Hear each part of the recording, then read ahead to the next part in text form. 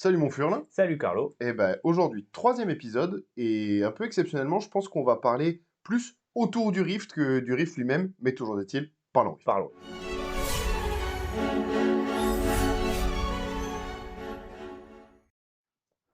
Le menu du jour.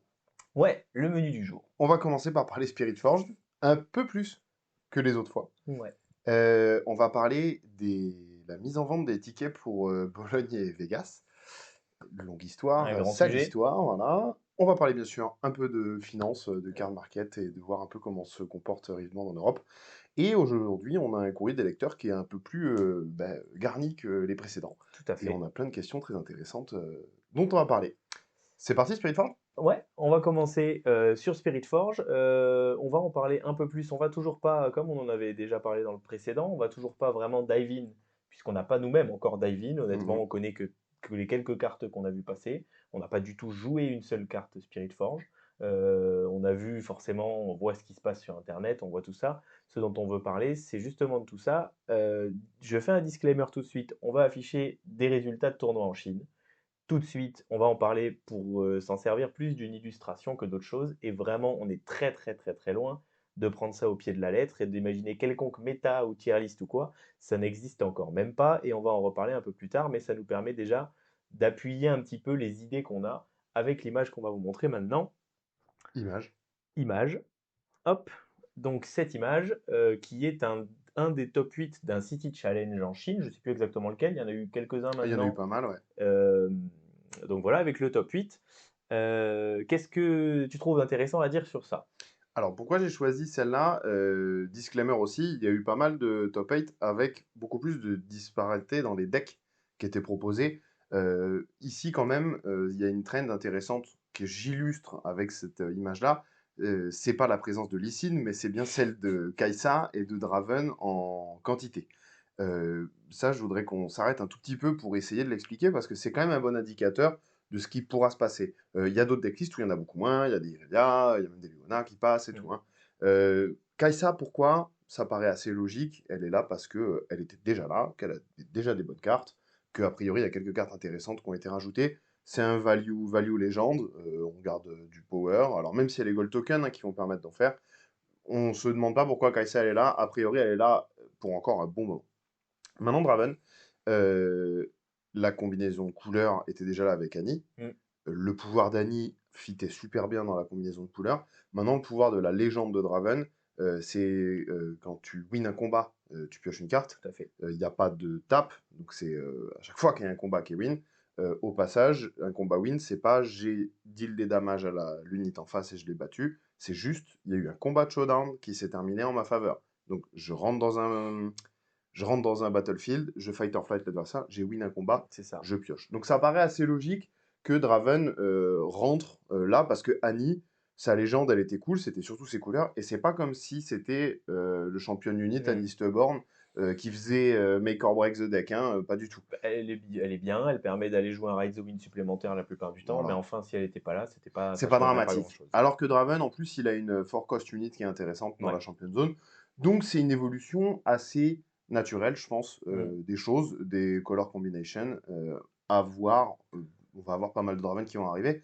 D'autant plus que les gens ont déjà les cartes Ouais, qui correspondent d'Origins, puisque c'est les mêmes cartes qu'Annie, c'est ça. concrètement. C'est les mouvements de cartes en violet. Ce qui est intéressant, c'est ça, c'est que concrètement, alors encore une fois, comme on n'a pas trop dive-in, il y a quelques cartes, forcément, nouvelles cartes qui rentrent dans le deck, autres que la légende et le champion, mais enfin, la base du deck, des quelques decklists que j'ai vu passer, c'est quand même vraiment sensiblement un deck Annie, Mm, à pas grand-chose près. Ce qui fait qu'en final, on se retrouve avec un deck que les gens savent déjà jouer, ouais. avec une légende qui va apporter du card advantage, ce qui quand même, on se rend compte que le seul deck qui a réellement du card advantage et de la pioche aujourd'hui, c'est Kai'Sa. Tous les autres decks Mhm. ont un peu du mal à vraiment créer et piocher. Et là, on a une légende qui fait ça. C'est dont on a pas mal parlé et qui est intéressant, c'est qu'on ne change pas le plan de jeu Exactement. pour la légende. Le deck fait toujours la même chose que le deck Annie, Mm, mm. sauf qu'il vient être renforcé. Alors certes, il perd le pouvoir de la légende Annie, qui est super intéressant quand même, parce qu'on a beaucoup de tricks à deux Ouais. qu'on va devoir jouer un petit peu C'est le différemment. bread and butter du deck. Il va forcément y avoir un peu de différence dans le gameplay, mais le plan de jeu est toujours le même globalement. Et ça, c'est quand même quelque chose qui est C'est intéressant. cheese to six. Et Et soit V-Ride the Wind, soit Double Conquer on termine avec ou une même le grosse Draven, unit. qui peut aussi aider Voilà. pour faire des conquêtes, des choses comme ça, qu'on peut mettre, qu'on peut bouger et donc ça change pas beaucoup et sauf qu'on a en plus un engine gratuit Mhm. qui va nous permettre de piocher une fois, parfois 2 fois, qu'on va pouvoir trigger plusieurs fois dans la partie Ouais. sans Sans rien avoir faire. besoin de changer quoi que ce soit. C'est C'est exactement ça. vraiment du bonus pur. Il faut imaginer que quand vous avez Draven à la place d'Annie, vous perdez un peu de tempo avec l'histoire des 2 runes qu'on rédit pas à la fin du tour, mais vous allez avoir, je dis des chiffres un peu avec ce qui me vient, parce que j'ai pas vu beaucoup de games de Draven, mais peut-être 5-6 cartes dans la partie Ah ouais, je qui pense. vont arriver facilement, Mhm. en truquant au 4-5 de manière conservative, comme ça, en plus, gratuitement. On a probablement une meilleure unit dans la Champion Zone que ce qu'était Anisteborn. Donc ça me paraît complètement normal que Draven soit forcément C'est un ça. des tout premiers decks qu'on voit, parce qu'il n'est pas nouveau, parce qu'on a déjà les cartes, et parce que sur le papier, si Annie était forte, pourquoi Draven ne le serait pas quoi. Exactement. En plus, la championne unit, en gagnant les combats, elle génère du gold token. Ouais. Donc ça veut dire qu'on va pas se dérampe comme Annie le faisait. Donc finalement, on va retrouver notre mana disponibilité, Mm. notre dispo de runes. Je vais faire une grande réforme pour utiliser les termes de Riftbound. Mm. On va avoir On y travaille. nos runes qui vont être disponibles relativement facilement puisqu'on a économisé du power en faisant Ouais. ça. Et encore une fois, en faisant quoi? En gagnant des combats. Sans changer Voilà. particulièrement la decklist, sans changer le plan de jeu, juste en faisant ce que le deck faisait déjà, on a des bonus supplémentaires. À voir comment ça va évoluer, parce que par exemple, voilà, est-ce que finalement ces gold tokens, ils vont peut-être pas nous inciter à rentrer un peu plus de cartes power hungry qu'on n'a pas forcément envie de jouer normalement. Je sais pas s'il y en Ouais, a, je je dis sais pas ça, du mais tout. potentiellement on va peut-être pouvoir jouer des cartes qu'on se refusait avant, peut-être des rebukes qu'on jouait vraiment en recours, qu'on va pouvoir jouer plus, ce genre de cartes, Mhm. parce qu'on va avoir des gold tokens disponibles et qu'on va pouvoir les jouer sans se dérampe. Là où Rebuke avant par exemple était joué vraiment que en cas d'urgence ou pour finish, bah là peut-être qu'on va pouvoir se permettre d'avoir des cartes Ouais, comme ouais, ça. de casse du double power Parce qu'il suffit que moins voilà, cher. l'unit Draven a conquérir 2 fois, on a les gold tokens qui peuvent faire du power une fois chacun. Enfin, c'est à voir comment le deck évolue, mais en tout cas, ce top 8 en est une illustration, mais ça me paraît, par rapport à tout ce qu'on voit, ça me paraît logique et cohérent que les premiers decks qu'on voit, en fait, ce sont toujours les decks qui sont déjà les meilleurs aujourd'hui, C'est ce que à j'allais dire. savoir rouge et bleu avec Kai'Sa et Violet violet et rouge. rouge avec Annie/Draven, qui, sur le papier, moi j'ai l'impression que Draven c'est mieux qu'Annie. Maintenant, c'est difficile à dire. En tout cas, c'est sûr, c'est que c'est pas très différent et que si Annie marchait, c'est normal que Draven marche. Complètement, complètement. Et pour moi, on a une trend qui est un peu celle qu'on a dans MTG à chaque nouveau set, où on commence le début du nouveau set avec les decks d'avant qu'on a tweakés, renforcés, améliorés. Et plus le set avance, plus on se retrouve à jouer des nouveaux archétypes, des nouvelles cartes. Donc il y a la place pour tout ça hein, Ouais. qui est encore là. Hein. Mais ça me paraît voilà, logique de faire cette petite parenthèse en se disant on va avoir beaucoup de Kai'Sa, Mm. beaucoup de Draven. Surtout qu'en Chine, ils ont plus de cartes qu'en Europe et en Amérique. Et que Ouais. quand on va commencer à parler de card availability, ben, on Ouais. va s'apercevoir que le nouveau Irelia ou Azir Shiny Deck avec beaucoup de cartes Spirit Forge qui Ça va être l'enable, juste ben, on va avoir du difficile mal de l'avoir au à le début. faire. Mais ce qui est intéressant, on peut comparer par exemple même juste avec Origins, où les decks du début sont pas exactement les decks de la fin. Alors, en tout cas, les archétypes ont un peu évolué, mais même carrément des nouvelles légendes sont Mhm. arrivées. On a beaucoup parlé d'Annie, c'est un deck qui n'existait pas au début. Donc rien qu'avec ce pool de cartes-là déjà, et avec un long temps, parce que entre le moment où on a commencé à jouer à Origins sur TCGA ou TTS ou quoi, et maintenant, il s'est passé, c'était quasiment 6 mois maintenant. Ouais. Et avec sans changer le pool de cartes, on a déjà eu quand même pas mal d'évolutions. Donc imaginez que maintenant, on va rajouter 200, je sais plus exactement combien, mais on va Je crois rajouter, que c'est 290 quelque voilà, on chose. va rajouter pas mal de cartes avec Spirit Forge, des nouvelles légendes et des nouvelles mécaniques, clairement. Il va Donc falloir le temps. ça va prendre du temps. Mais Et on l'a. voilà. Et ce qui est intéressant aussi de se dire, c'est que voilà, dans 3 mois, eh ben, il y aura en plus un nouveau set qui va arriver après, donc dans 4 mois et demi, 3 mois après la Ouais, sortie de Spirit début mai, Forge. donc on n'y est Voilà. pas encore. Donc, il va y avoir beaucoup de choses, et je peux dire avec à peu près certitude que les decks qu'on va voir au début de Spirit Forge, là maintenant, dans les tournois chinois, et ceux qu'on verra dans 3 mois, ce sera vraiment pas les mêmes. C'est évident. On peut le garantir, ce sera peut-être les mêmes légendes, ce sera peut-être les mêmes archétypes sur certains points, mais il y aura forcément des différences, parce qu'on ne comprend même pas encore les cartes qui viennent de sortir, donc il faut le temps de les Certains rulings comprendre. sont même incertains à l'heure Voilà, actuelle, il donc faut le temps de les comprendre, de les effectivement. essayer, et de faire le refining dont on a longtemps parlé la dernière fois, pour arriver sur des decklists cohérentes. Alors, pour moi, il y a aussi un autre truc, c'est que les City Challenges en Chine sont des tournois en BO1. Tout Voilà. le tournoi, ensuite on fait un top cut et ça finit en BO3. Seulement, quand on a, pour accéder au top 8, il faut gagner des BO1, bah, on fait pas le même deck que Ah quand bah on oui. joue que des BO3. Ça, c'est vraiment ça fait que là, on a parlé un peu, on en a presque trop parlé, je trouve, dans le Ouais. sens où ces résultats-là, ils sont à pondérer énormément. Même, je vais aller plus loin, ils veulent rien dire du tout. Oui, je Si on suis les a assez mis d'accord. et même on était même, réticents à l'idée de les mettre, on met l'image parce que ça fait une illustration et que ça va dans le sens de discussion qu'on avait eues sur qu'est-ce que ça va donner au début, quel deck naturel. Enfin Ouais, voilà, on voit Spirit Forge naturellement, ça me paraît normal que Kai'Sa existe encore, mais même j'ai envie de dire, j'ai même pas regardé les decklists Kai'Sa avec Spirit Forge, mais même si on a 0 carte en plus, à la limite, Kai'Sa existerait quand même. j'ai un ami, un playtester italien avec qui j'ai pas mal playtest Origins. Il m'a dit il est allé à un tournoi au magasin où il joue. Mmh. Il savait pas que c'était 7-2. Ouais. C'était 7-2 avec Proxy. Il arrivait avec Kai'Sa 7-1. Mmh. Il a tout gagné. Mais ouais. Donc Et voilà, ça on ne est encore surprend en pas. phase de C'est pas recherche, surprenant, ces decks-là, bien Kai'Sa et sûr. Annie, qui, comme on en a parlé, sont quand même très, très puissants par rapport aux autres et relativement bien refined, même s'ils sont pas à fond non plus.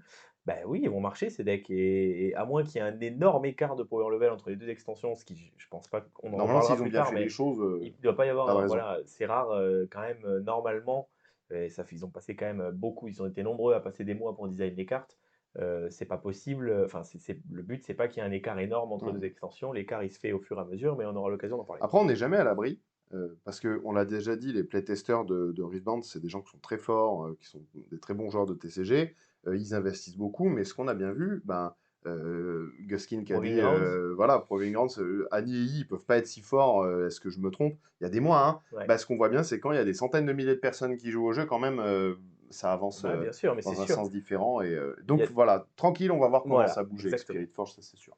Je voudrais parler d'autres trucs de Spirit Forge. Mhm. Le premier, c'est les RCQ, donc les Regional Championship Qualifier. Je crois que ça a été rename en RQ d'ailleurs, juste en Regional Qualifier. Peut-être, ouais, qui paraît plus Euh, logique parce que le RQ qualifie pour le RC, qui est le Regional voilà, Championship, ouais. exactement. Bon, whatever. Les Regionals qui arrivent, qui sont Bologne pour l'Europe et Vegas pour les États-Unis, ils arrivent respectivement 1 et 2 semaines après la sortie officielle Ouais, de Spirit Forge. Ça pose un gros problème pour avoir les cartes. c'est ça. Ça pose Euh, plein de problèmes dont on parlera, mais voilà, là, mais celui dont on va parler, c'est c'est celui-là. comment j'arrive avec mon deck à Bologne. Mm. Alors Vegas, ils ont 2 semaines. Je veux dire, Bologne, physiquement, donc, par exemple, moi j'ai eu un ticket. Je vais aller à Bologne, je pars le vendredi. Le jeu, il sort le vendredi d'avant. Mm. Donc ça veut dire que le vendredi d'avant, je peux commander des cartes sur MKM où j'ai 7 jours pour qu'elles arrivent chez moi. Mm. Avant de partir en Italie, 6 jours, il faut qu'elles arrivent le jeudi. C'est Déjà, il ça. faut que la personne à qui j'ai acheté les cartes, elle me garantisse qu'elles partent le jour même. Mm. Et puis après, ben, je les achète dans d'autres pays, la poste et tout. C'est hyper chaud. Mm. C'est clairement, il va y avoir un gros rush avec de l'inflation énorme de prix consécutive à la card availability. Nous, Complètement. on a de la chance. À Toulouse, il y a quand même un gros groupe de joueurs qui vont ouvrir pas mal de cartes et je pense qu'il va y avoir. On va Des s'aider tout échanges qui vont se faire, simplement, hein, voilà, les uns c'est les ça. autres. Et tous ceux qui vont à Bologne vont essayer de faire en sorte que tout le monde puisse jouer ce qu'il veut. C'est ça. Mais ce qui est sûr, c'est que ça va être compliqué d'arriver avec le meilleur deck. Je me dis, ouais, voilà, c'est ça. Nous, effectivement, on a ça, on a le groupe. Alors, nous, en plus, avec la boutique, là, on a reçu les allocations. On sait qu'on va aussi avoir des displays qui vont arriver, a priori, normalement, si tout se passe bien, pour la date de la Pour la date sortie. de sortie, Ce qui est même pas sûr. Parfois, il y a du retard. notez que ça parle là qu'il y a des magasins italiens qui ont reçu de leur distro le fait qu'ils reçoivent leur display Spirit Forge le 27 février. Ouais, ouais, ce serait Après complètement fou. Bologne. Pour le coup, oui, parce qu'il y a, même sur Origins, on l'a bien vu, il y a eu plein de retards de livraison. Mhm. Imaginons qu'il se passe la même chose sur Spirit Forge, la catastrophe que ça pourrait être. On pourrait se retrouver avec un RCQ, deux RCQ, qui soient joués, avec les displays qui ne sont pas arrivés, les cartes qui ne sont pas là. Donc là, ben, forcément, celui qui joue, qui prend son deck Annie, qui trouve une légende Draven et qui achète un champion et qui part jouer Draven, il a raison, hein. Non mais on Il est a bien raison, et d'accord. celui qui joue On son est deck bien Kai'Sa, qui d'accord. reprend le même et qui va, c'est ça qu'il faut voir aussi, c'est que mais on aura l'occasion de reparler de toute cette histoire du timing du Bon, on en RQ. parle tout à l'heure quand on parlera des RCQ. Tout à fait. Mais moi, j'ai quand même un petit calcul que je voulais te présenter. Ouais, C'est que, mettons une unit, une carte, overlap sur les deux main decks. En l'occurrence, les decks sont. Si les deux main decks, ça va être Draven et Kai'Sa, par exemple, il y a le rouge qui est au carton rouge, milieu. Imaginons une épique rouge, Kai'Sa champion, au qui hasard. overlap entre ces deux decks. Vous allez avoir Une 1000. épique Spirit Forge, hein, Oui, oui, précisons. Spirit Forge. Vous allez avoir 1600 joueurs qui vont arriver à Bologne, donc 1 semaine après. Ces 1600 joueurs, ils auront besoin, mais imaginons qu'il y en ait la moitié qui joue Qui joue ces ce. deux decks. Alors, on va pas dire qu'ils jouent en x3, on va dire qu'ils jouent en x2. Ça veut dire qu'il va falloir 1600 copies de cette épique rouge. Je dis pas qu'elle existe, hein, Oui. s'il y a ce genre de cas, Mmh. il va falloir au moins 1600 copies une semaine après. Il y a 30 épiques dans Spirit Forge. Si on est sur le même, je crois pas que ça a été communiqué encore, mais si on est sur le, ah bah si, nécessairement, puisque c'est sorti en Chine. J'imagine que ça doit être Si le on même est ratio, sur ouais. le même ratio que pour Origins, À savoir 6 épiques par display. 6 épiques par display, et il y a 30 épiques dans 30 épiques différentes dans Spirit Forge. S'il vous faut ces 1600 copies, il va falloir ouvrir 8000 boîtes Mmh. de Spirit Forge. Et que les cartes qui sont dans ces 8000 boîtes soient dispo là. Mmh. Je pense que les vendeurs à Bologne qui ont reçu beaucoup de S'ils ont cartes dans leur shop, ils vont s'ils vendre ont du des trucs. produit. S'ils ont du produit, ça va être la guerre. C'est ça, et forcément, bon, il y a pas de conseil à donner, est-ce que soit c'est On sait effectif, même pas comment on va faire nous. si, bah, ouais, voilà, si on reçoit les displays, encore, on en a pas des millions, hein, mais si on reçoit les displays, qui nous ont été alloués, bon, on devrait réussir avec les échanges avec les potes et la commu de Toulouse, on devrait réussir à monter à peu près, on sait pas quel deck encore, On sait même pas mais en quoi, tout ouais. cas, on devrait réussir à avoir un truc, quoi.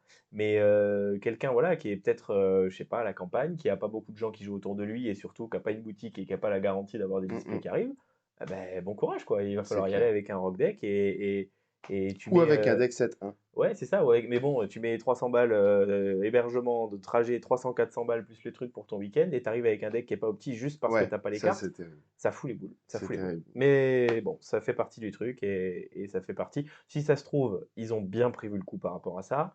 On va avoir les displays Day 1, il y en aura pas forcément des millions, ça c'est sûr, mais en tout cas ceux qu'on Ouais. aura, s'il y a pas de retard sur ceux qu'on a, déjà ça devrait être correct.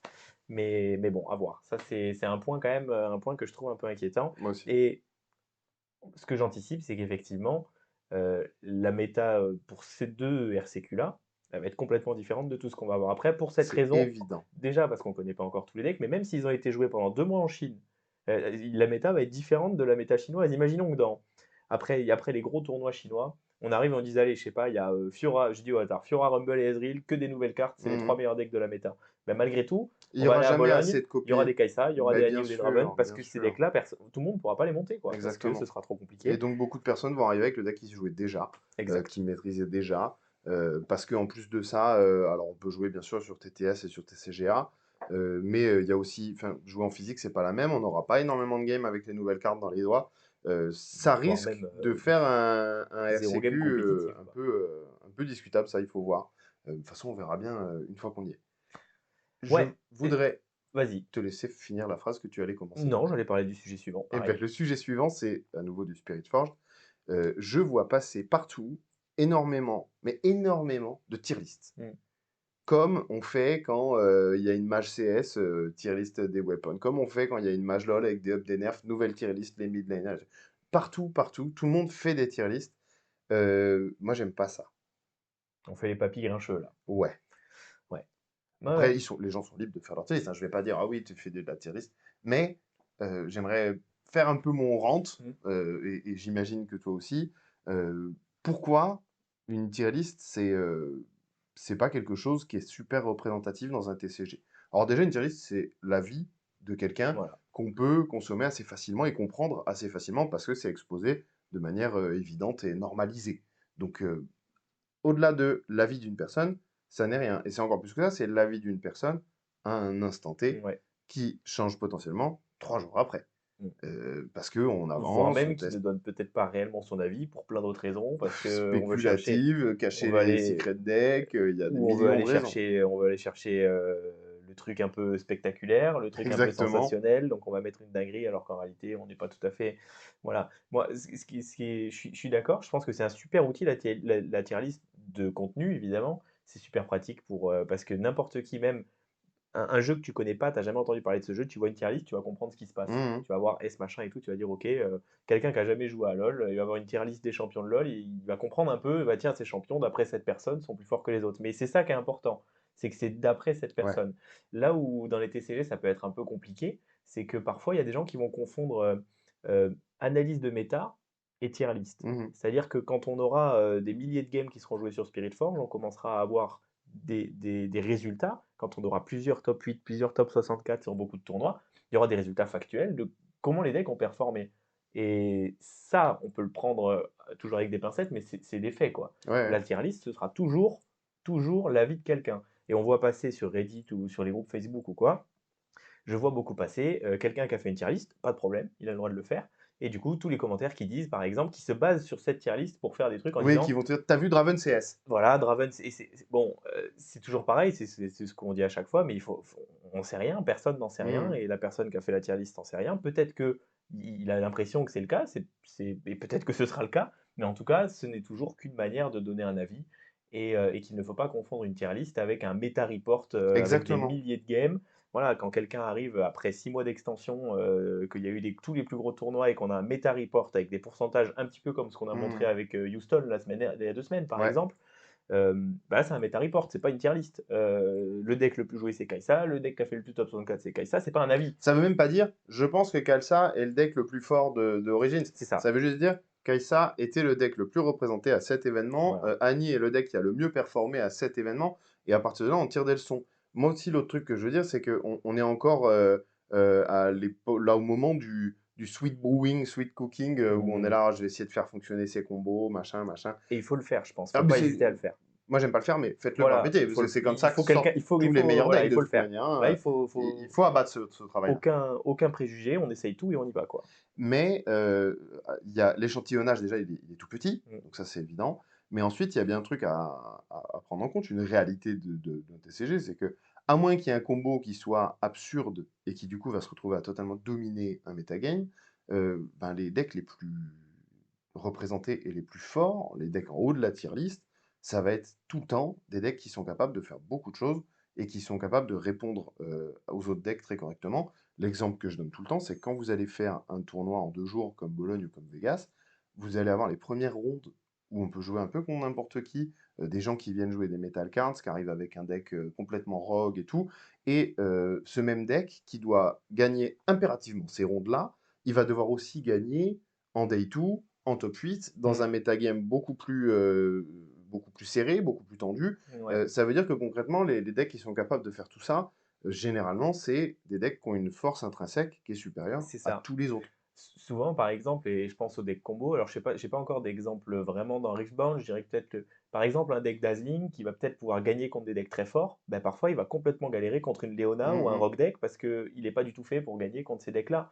Je pense à. Encore qu'on a vu que ça s'est Voilà, stabilisé et que maintenant c'est c'est bon. plus vraiment C'est pour ça que combo, c'est un ça rentre pas tout à fait, mais je pense à Magic, parfois vous pouvez avoir des decks très combos ultra puissants et puis qui vont fizzle de temps en temps, complètement. et le mec en face il va avoir joué une bête à 2 et puis il va attaquer 10 fois avec et on a perdu, quoi. Et ce deck qui est capable de gagner contre les meilleurs decks, il est aussi lui inconstant contre les mauvais decks, et ça peut être un truc qui peut poser problème.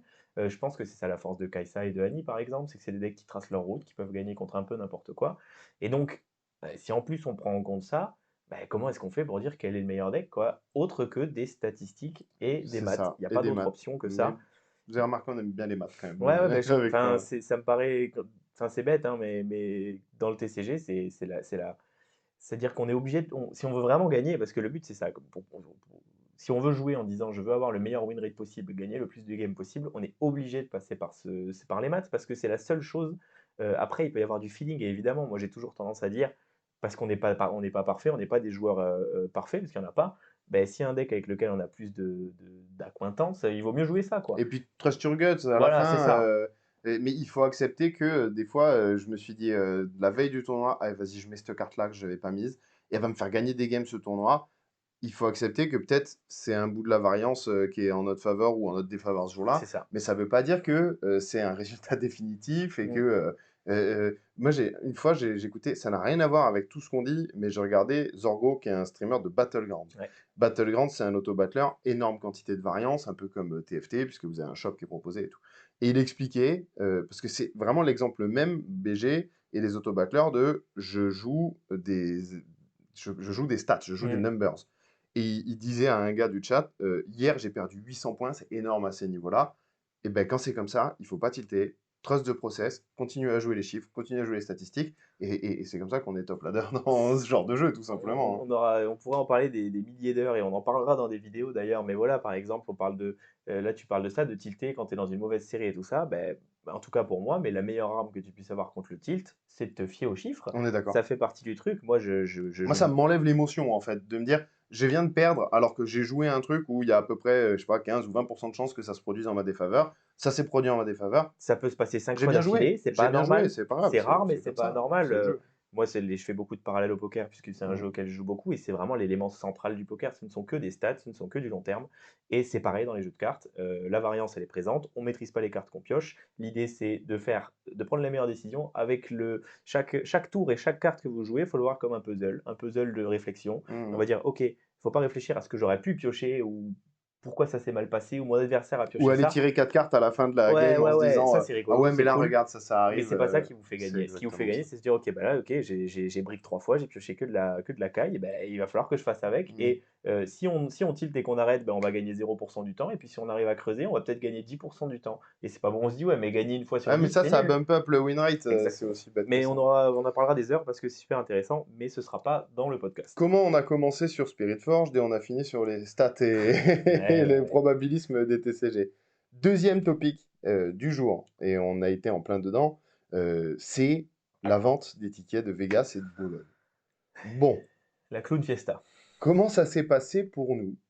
On avait notre pote Moucha qui nous a dit, les gars, je suis à peu près sûr que le link, c'est celui-là. Merci Moucha. Gros boulot, toujours. C'était Produit sur les news. complètement celui-là, le link. Moi, j'étais tout Bambi et j'ai dit, bah regarde, ils ont leur Twitter Organized Play, ils ont dit stay tuned, je vais F5 le Twitter, il va avoir un link, je vais cliquer dessus. Bon, comme Moucha, il connaît vraiment bien sa merde, j'ai dit, ok, je vais le trust et je vais aller sur son link. Ça devait sortir à 17h, ça a été annoncé, 8 AM PST, là, ça devait sortir à 17h le moment même.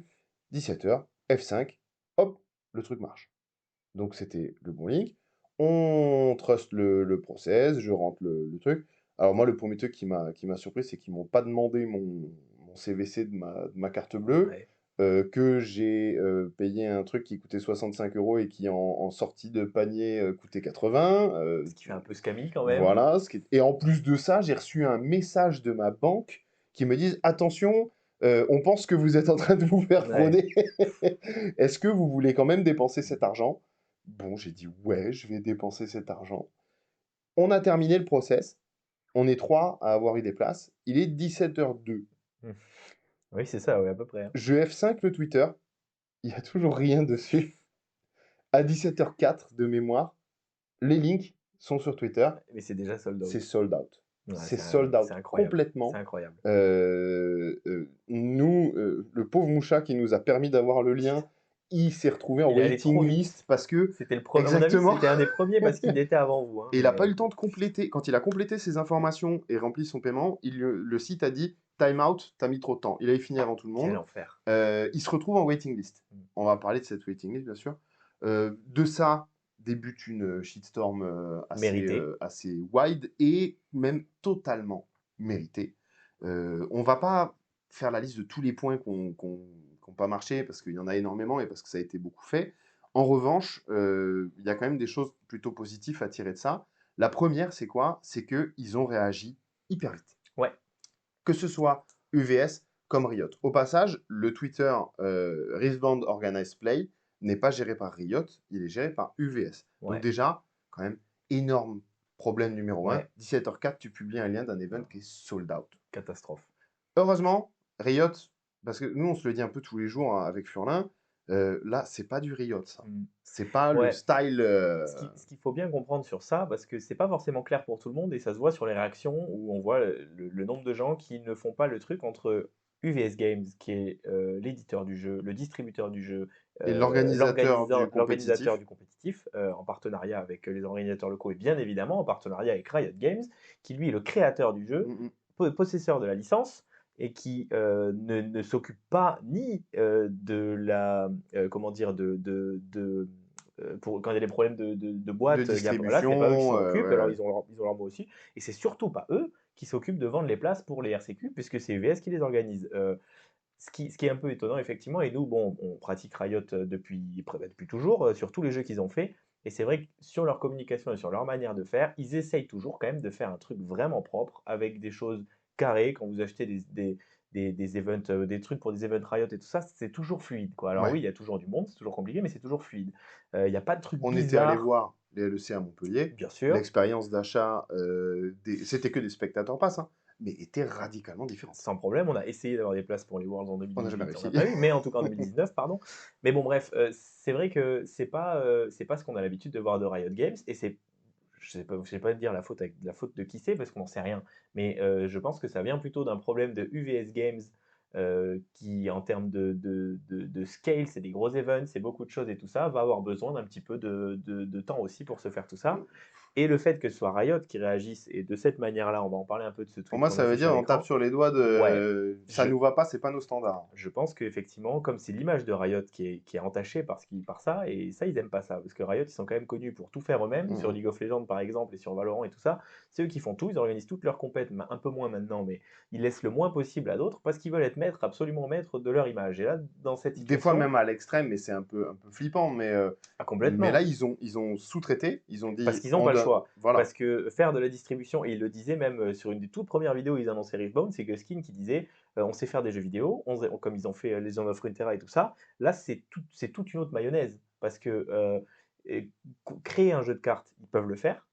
Distribuer et gérer un jeu de cartes, il faut que ce soit quelqu'un qui sait le faire. Il n'y a que quelques boîtes. Tous les jeux de cartes que vous connaissez, il n'y a que quelques boîtes qui le font et qui sont des boîtes spécialisées là-dedans. Il y a que les vieux jeux comme Magic qui sont gérés par Wizard depuis le début, heu, parce que c'est eux qui ont créé le truc en fait et qu'ils ont Ouais, mis 30 ans pour arriver au niveau où ils en sont aujourd'hui. Alors ils ont été rachetés, les investisseurs, tout ça, mais en tout cas, c'est toujours Wizard qui gère les events, d'Organized Play et tout ça. Mais parce que ça fait 30 ans qu'ils le font et c'est eux qui ont créé le c'est eux qui ont système, créé le qui modèle ont en inventé fait. le modèle et donc forcément Riot, ils arrivent et beh, ils sont obligés de sous-traiter à quelqu'un et en l'occurrence, UVS va avoir besoin d'un peu de déjà je Il pense qu'ils faut se qu'ils font un peu step up taper sur les doigts sacrément. et il va falloir step up parce que là, c'est vraiment pas possible que ça se passe comme ça, quoi. Nous en tant qu'Européens, déjà, premier choc, alors même s'ils sont en train de lancer des remboursements, alors déjà, le premium pass, il est passé de 300 à 500 €. Ouais, Et puis en fait, en dernier de sortie, il est à 610 € parce qu'ils ont appliqué les 22% de TVA, qui est la TVA ouais. applicable en Italie. En Europe, quand vous achetez quelque chose, vous devez avoir, contrairement aux États-Unis où vous êtes pré-taxe, vous devez avoir le prix En final tant que du truc. particulier, c'est le prix Alors, TTC. apparemment, ce qui est en train de se passer, c'est qu'ils sont en train de refund toutes ces TVA qui ont été payées pour rien. Parce que si j'ai bien compris, le prix qui était affiché, c'était 65, le prix payé, c'était 78 et quelques, donc les 79,30. 22%. Mais en fait, la réalité, c'est pas que le prix affiché de 65, c'était le prix hors taxe, C'est que c'est qu'a c'était le priori, prix c'était le vrai TTC prix TTC qui et aurait dû qu'ils ont être appliqué payé une TVA et italienne qu'ils ont rajouté une par-dessus. TVA par-dessus. Donc ça veut dire que concrètement, si j'ai bien compris, les gens ont payé 22% de trop. Et ils Point à la les ont ligne. fait payer aux Américains aussi pour Vegas. Voilà. C'est-à-dire que les Américains qui ont acheté leur compétiteur ou autre pass pour Vegas, ils ont Mm. payé de la TVA européenne dessus. Bref, là, il y a quand même Ouais. Il y a un truc. un énorme Ouais. truc complètement foiré, en plus de l'accessibilité au lien. Alors Mm. après, beaucoup de personnes ont pleuré, entre guillemets, parce que le lien était publié sur le Discord communautaire dans le truc de l'événement. Mm. Que ce soit Vegas ou Bologne, le lien avait été anticipé. Ça reste un endroit qui est public et tout. Pour moi, c'est pas les gens du Discord qu'il faut blâmer, c'est UVS qui, sur son Twitter, a pas été fichu de mettre C'est une eux. publication Voilà. programmée à 17h00 avec C'est eux qui doivent être maîtres de ça. Il n'y a C'est rien un d'autre. truc de malade quand même. Quand même, le point que je veux dire est que sur tout ça là, et sur le fiasco, sur les réactions que je vois, ce qu'il faut voir, c'est que il y a des solutions pour faire mieux, mais vous êtes dans tous les cas dans une situation qu'il ne faut pas oublier. Vous avez 1500 places, ou je ne sais pas combien il y en a, pour 10 fois plus, voire même peut-être plus que ça, de gens qui veulent y aller. Qui vont vouloir y Donc, aller, ouais. ça va forcément, d'une manière ou d'une autre, être la merde, il faut le dire. C'est-à-dire qu'il y a des gens qui vont pas pouvoir avoir leur place, il y a des gens qui vont planter, le site va crash, c'est inévitable, acheter des places de concert, n'importe quoi, c'est toujours comme Mmh. ça. Maintenant, effectivement, là, le truc, c'est qu'on a vraiment l'impression qu'ils ont dit, ils sont conscients de ça, et ils n'ont rien fait pour essayer de faire mieux que ce que ça pouvait être. Ça va forcément être compliqué, il va forcément y avoir plus de déçus que de gens heureux, ça c'est obligatoire. Bien sûr, Maintenant, mais faut avoir au moins la voilà, sensation qu'ils cherchent à rendre un truc, égalitaire. exact. Parmi les choses qui sont ahurissantes, moi je trouve, c'est, qu'on a juste rentré un nom, un prénom quand on a commandé le truc. Ouais, Donc, j'ai pas linké de compte, Cardillo, par exemple. ouais. alors que tous les joueurs de Rift Band doivent avoir un Mmh. compte cardio. Donc ça Même veut pour faire un Nexus Knight, voilà, il moi faut au un début je compte disais: «Ouais, cardio. un Riot ID», j'ai dit: «Non, je me trompe je suis pas sur le bon truc». C'est pas un Riot ID, mais le truc cardio, Mmh. tout le monde l'a. Pourquoi c'est pas passé par là? Pour que ce soit lié à son propre compte, pour être sûr que c'est nous-mêmes qui allons chercher notre billet. Alors évidemment, ça s'est emballé immédiatement, scalper, machin. Mmh. Moi, je pense que, ce qui a trigger quelque chose de très positif à la sortie, c'est quoi? C'est que Dawali, winner du Houston RCQ, qui est un peu, le mec le plus connu de Rift Band à l'heure Ouais, le actuelle en mec qui tant a que joueur, gagné le puisqu'il a premier gagné tournoi le seul officiel. tournoi en OP, pro. Heu, 1 minute après, il tweet: «J'ai pas eu de place, j'en achète une». Ouais, Et là, au niveau de l'image que ça envoie, c'est très mauvais quand même. ouais, Ça veut dire, oui, on peut, acheter des places, à prix coûtant et là, il y a quelqu'un qui va me la racheter 1000 balles ou ouais, 2000 balles. Ils ont réagi très vite avec le truc de Sherman, le tweet de Sherman qu'on a ouais. évoqué. Ce qu'ils ont super bien fait, c'est qu'ils ont rendu les places nominatives et Mmh. non transférables. Donc ça, c'est une très bonne On peut chose. plus changer le nom, voilà, c'est Voilà, ça. on peut plus, changer le nom et ils ont aussi fait en sorte de réserver des slots pour les day 2 players de Houston, pour Mmh. qu'ils puissent avoir pas un slot, ils sont pas invités, ils ont une garantie de De pouvoir possibilité acheter une d'acheter place. un truc, ce que je trouve est plutôt une très Ouais. bonne chose. Alors voilà, je pense que c'est l'occasion de rebondir sans jamais, enfin, sans avoir aucune prétention de donner des idées à quoi que ce soit, mais réfléchir entre nous et de se dire quelles sont les solutions, les avantages et les inconvénients des solutions. Parce que quand on va proposer une solution, c'est toujours pareil, elle a des avantages, elle a des Mmh. inconvénients, et puis il faut peser dans la balance, dire qu'est-ce qu'on fait. Ce qu'il faut garder en tête aussi toujours quand même, et ce que je vois parfois aussi en ligne, beaucoup de gens qui confondaient, c'est qu'on est sur un tournoi qui n'est pas un invitational, ce n'est pas Non, un regional championship, c'est un c'est regional un open. championship qualifier, c'est un open, il y a forcément des gens qui auront Alors des c'est un places, qualifier, on et sait même pas qui est qualifié, voilà, on ne sait pas exactement mais comment, mais en tout cas, c'est pas le tournoi invitational. Donc, sur la question de ceux qui ont bien performé au précédent, doivent-ils être invités au suivant? Je trouve que c'est une question qui est compliquée, mais légitime Mmh. à se poser parce que, heu, comment dire? Ça vous qualifie, ce tournoi, il vous qualifie au Regional Championship, pas au prochain RCQ. Alors, C'est clair. c'est pas, il y a pas de, c'est ça, ils ont jamais dit que ceux qui faisaient top X sur un RCQ auraient une chance supplémentaire d'aller au suivant. C'est des tournois qui sont en open complet. Donc, c'est pas forcément naturel pour moi, évident de dire on va inviter les personnes qui ont bien performé, même si ça paraît logique et humain. Finalement, si on prend la logique du truc, c'est pas forcément évident. Ce que je trouve intéressant, c'est de se dire voilà, il faut poser la question de où est-ce qu'on fait le cut, mais ça me paraît normal que celui qui fait un deep run sur un tournoi comme ça ait au moins le choix de dire je participe ou je ne Ouais. participe pas au suivant. Ça, c'est pas la même chose. Voilà, de se dire, je pense que le type qui fait top 64 sur un event à 1500 personnes et qui est à fond dans la compète, qui veut potentiellement en faire son métier, ça me paraît légitime qu'il ait le droit, en priorité, de pouvoir décider ou non d'acheter une place pour le suivant. Voilà. Mmh. En tout cas, d'avoir cette possibilité-là. Est-ce que c'est le top 64? Est-ce que c'est le top 32? Est-ce qu'on peut pas faire un système où le top 8 même est carrément invité d'office? Je sais pas, il faut y réfléchir. Mais il y a quelque Ça chose à creuser viendra à une ce fois qu'ils niveau-là, vont créer un circuit professionnel, où, avec le système de points et tout ça, oui. voilà, par exemple, dans MTG, je pense que quand tu étais Platinum, il y a 12 ans, 13 ans, 14 ans là, tu avais des bails pour les GP, donc ça veut dire Ouais, que tu avais automatiquement une place dispo. Tu avais même une, apparence fee au GP oui. pour eux, donc ils étaient payés pour aller faire l'événement. Ils avaient tout compris quand même, Et ce qui est intéressant avec Magic et que donc mais on n'en est pas là dans Rift c'est tout nouveau, quoi. ce que je trouvais intéressant avec la grande époque du Magic compétitif, c'est que il y avait vraiment les deux circuits qui étaient en parallèle, qui étaient le circuit du Grand Prix et le circuit du Pro Tour. Mmh. C'est-à-dire que les deux cas, le Grand Prix et le Pro Tour, c'était des énormes events avec beaucoup de gens. Non, le proto, c'était 400 personnes, c'était, Oui, mais invitationnel. c'était quand même des gros events, je veux dire. Oui, C'était quand même oui. des gros tournois et surtout, c'était les tournois où il y avait le meilleur niveau. Parce que le Pro Tour, le principe, c'est que c'était sur invitation, soit en gagnant des tournois qualifieurs à plus petite échelle, on va en reparler après, soit parce que vous aviez gagné suffisamment de points dans le circuit compétitif pour être invité, ou parce que vous faisiez partie du Hall of Fame et que vous aviez des invitations, tout ça. Et le Grand Prix, qui étaient les Open, et qui étaient des tournois qui Au étaient passage, open 5000 personnes, ouais, sans problème, oui, oui, c'était des gros tournois. Mais qui, eux, n'étaient à part du circuit compétitif du Pro Tour. C'est-à-dire que bien sûr. c'était, il pouvait y avoir des Mais ils ponts, attribuaient des pro voilà, points, il pouvait y avoir des ponts, mais le circuit compétitif, c'était le circuit du Pro Tour, c'est lui qui a amené au World Championship. Et le Grand Prix, c'était, voilà, vous voulez faire un week-end Magic avec vos potes, vous pouviez aller faire un Grand Prix, quoi. Alors que pour aller faire un Pro Tour, il fallait charbonner toute l'année et puis c'est être un des ça. meilleurs joueurs du monde. Là, on n'a pas ces deux trucs en parallèle. Et donc, Ça va venir. non, mais voilà, du coup, ce tournoi, c'est un peu les deux. C'est-à-dire que c'est le tournoi que les compétiteurs sont obligés d'aller faire, et puis c'est le tournoi que les plus casuals, s'ils veulent faire un gros tournoi, il n'y a que celui-là aussi, quoi. Donc, il y a ce truc-là. Sur les solutions dont on a parlé hier, et que je trouve super intéressante, et qui me paraît être un truc super bien, c'est de rajouter une échelle Ah bah oui. de tournoi, le national probablement, et de se dire que peut-être, parce que là aujourd'hui on passe du skirmish, qui honnêtement n'a aucune valeur compétitive si ce n'est le bail, dont on parlera après, au RCQ à Donc on 1500 passe personnes. de... Nous, à Toulouse, troisième ville de France, le plus gros skirmish qu'on peut faire, c'est 32 personnes. Ouais, c'est ça, Pour des raisons de place dans les LGS. En France, on n'a pas des LGS immenses comme ils ont aux aux États-Unis. États-Unis. Donc ça veut dire que concrètement, on n'a aucun tournoi intermédiaire entre le tournoi à 32 ou à 16 ou des fois à 3 hein, au fond du Gers Ouais, ouais, euh, et l'Open européen à 1500 personnes. Pour moi, ça, c'est un peu les œillères typiques américaines, mmh. où l'Europe est un pays, en fait. Ouais, ouais, bien sûr. Euh, il manque un truc, probablement aux États-Unis, équivalent de State Championship, Ouais, c'est et ça, en France, national. Je veux dire, si en France, on a deux tournois d'envergure, un à Bordeaux, un à par Paris, saison, par saison, et Lyon, Marseille, Toulouse, même Nantes, enfin, ça on doit tourne. pouvoir aller un peu partout, il y a des venues dispo un peu partout. On les fait sans réfléchir. Et voilà, des tournois à 200, 300 joueurs. Et là, Mais même 500. Mais... et ce qui serait intéressant, c'est que là, on pourrait dire que le but principal, on peut mettre un pricing sur le tournoi. On peut peut-être même éventuellement commencer à attribuer des pro points si jamais ils font un système comme ça. Mais surtout, on pourrait dire que ce tournoi va vous donner une place pour le RCQ directement. Ça pourrait être une option de se dire, je sais pas pareil, les cuts, j'en sais rien, mais si on fait top 8 ou top 16 sur ce tournoi-là, eh ben, en plus, on ne sait pas qu'on aura accès, c'est qu'on va gagner On une est place, invité, on ouais, est ouais, ouais, ouais. invité pour aller jouer ce RCQ qui ensuite nous permet. Et du coup, là, on aura un Probablement avec circuit. un bail.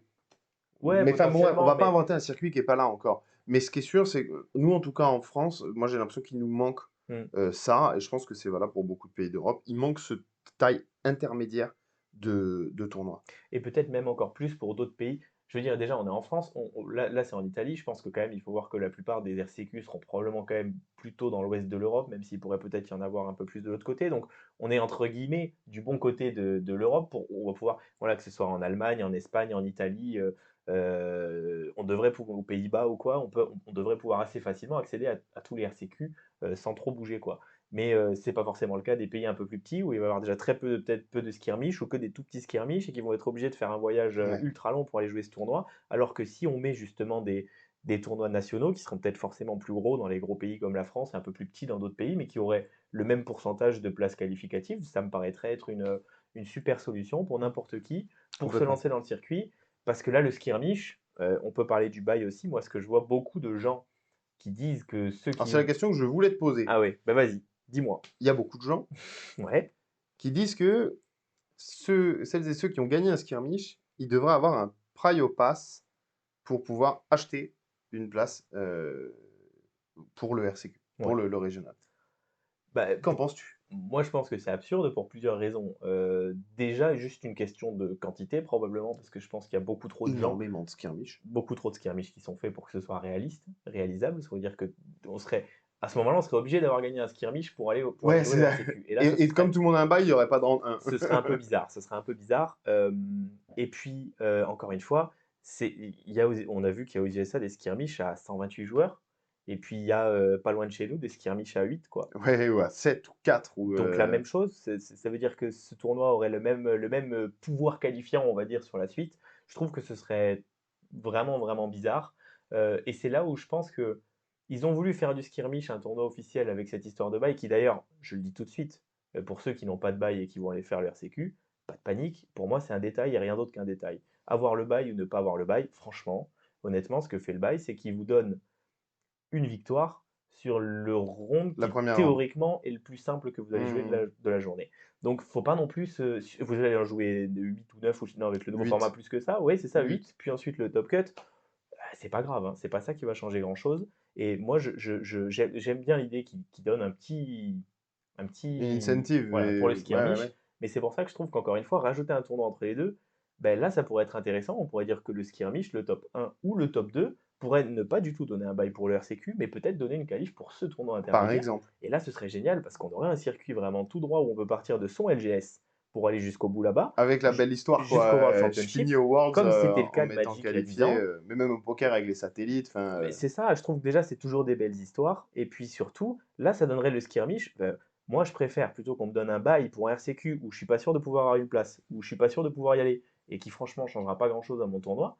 On me dit, bah, si tu fais premier sur ton skirmish, tu vas être qualifié, tu vas avoir une place pour un tournoi à 200, 300, 400 qui lui peut te qualifier pour le Ouais. RCQ. Je trouve que c'est mieux. Et Moi, puis je qu'il y a trouve que ça du donne cash plus envie. prize et tout. Voilà. Euh, Après, on parle de plein de choses négatives parce qu'il faut absolument les dire. Il y a des choses qui sont inacceptables dans ce qui s'est passé. Le temps de réaction de Riot et de UVS, même Mm. overall, il est très bon. Par exemple, vous avez eu Houston, on a discuté déjà ensemble, on était tout à fait d'accord sur le fait que le Day 2 en single elimination, c'est une absurdité. Alors, il faut pas avoir inventé l'eau tiède pour le réaliser avant. Ils auraient pu y penser avant. Mais c'est pas grave, ils ont réagi tout de suite. Aujourd'hui, c'est Day 1, 8 rondes. Tout le monde qui est en X2 passe en Day 2. Ouais. Day 2, il y aura probablement 5 rondes de plus, 4 à 5 rondes de plus. Je pense 5. Et Et le top cut. à ce moment-là, on fait un top cut, top Top 8. 8. Et il va falloir être en X1-1 ou mieux. Euh, à voir selon les pairings et tout. Oui. Peut-être un X2. Mais là, ça a de suite beaucoup plus de sens. Ça permet de faire un price pool qui est mieux réparti aussi. Ça permet, c'est une forme d'achievement, de dire j'ai fait Day 2. Bref, c'est quand même bien meilleur C'est comme très bien. format. C'est très bien. Et donc, voilà, ils ont très bien réagi. Moi, je trouve que c'est une très bonne chose. Guskin a tweeté extensivement sur les Metal Cards, les Best of Prizes, Mm. etc. Donc, ils réagissent très bien Ouais. overall. Parenthèse pour le bail, je reviens dessus. Ton bail, il est valable 1 an. Ok. Donc, il y Je a savais quand pas. même pas mal de RCQ. On va pouvoir essayer d'appliquer Ok. ce bail. Euh, on conclut clairement là-dessus en disant qu'il manque un niveau de tournoi. Il y a un autre truc dont on a, D'après après nous, nous, hein, bien sûr. il y a un autre truc dont on n'a pas parlé, qui était un peu sous-jacent dans tout ce qu'on a dit, c'est que le fait de faire Bologne et Vegas une semaine et 2 semaines après la sortie, c'est stupide. Ça, c'est un échec retentissant. Mm. Pour moi, il y a un autre truc, c'est qu'en avril, on a un autre RCQ en Europe, on ne sait pas encore où, c'est aussi 7-2. Oui. Il y a Pourquoi deux. 2 RCQ en Europe en 7-2, dont un qui est une semaine après. À Mm. ce compte-là, il fallait faire un truc Origins. On aura Il une fallait question faire un dessus truc Origins. à la fin dont on reviendra un peu dessus, C'est mais absurde. je- On attend toujours qu'ils dévoilent la suite de deuxième semestre de ouais. 2026. On espère qu'il y aura plus de RCQ. Pour moi, qu'il y en ait 2 par région, par set, c'est très Mm. bien. Oui. Après, on n'y est pas. Et puis, il y a un truc à bien penser, c'est qu'un événement de TCG de cette envergure, on perd de l'argent. C'est une vitrine. Oui, oui, C'est, complètement. Pour c'est- l'organisateur, pour oui. l'organisateur, c'est de l'argent à perdre. Mm. Donc c'est une vitrine du jeu qui va amener des nouveaux joueurs, qui va amener plus de produits. Donc all in all, il s'y retrouve bien sûr, hein, mais ton circuit organisé professionnel, il coûte cher et il C'est rapporte pas ça. énormément d'argent. C'est ce qu'il faut voir et c'est là où c'est super compliqué sur. Et c'est d'ailleurs ce qu'il faut voir, c'est que beaucoup de TCG récents se sont un peu détachés de ça et le compétitif, bien évidemment, est supporté par le développeur du jeu, mais finalement est la plupart du temps secondaire par rapport au kitchen table play, comme on l'appelle, c'est-à-dire Mhm. les gens qui jouent chez eux.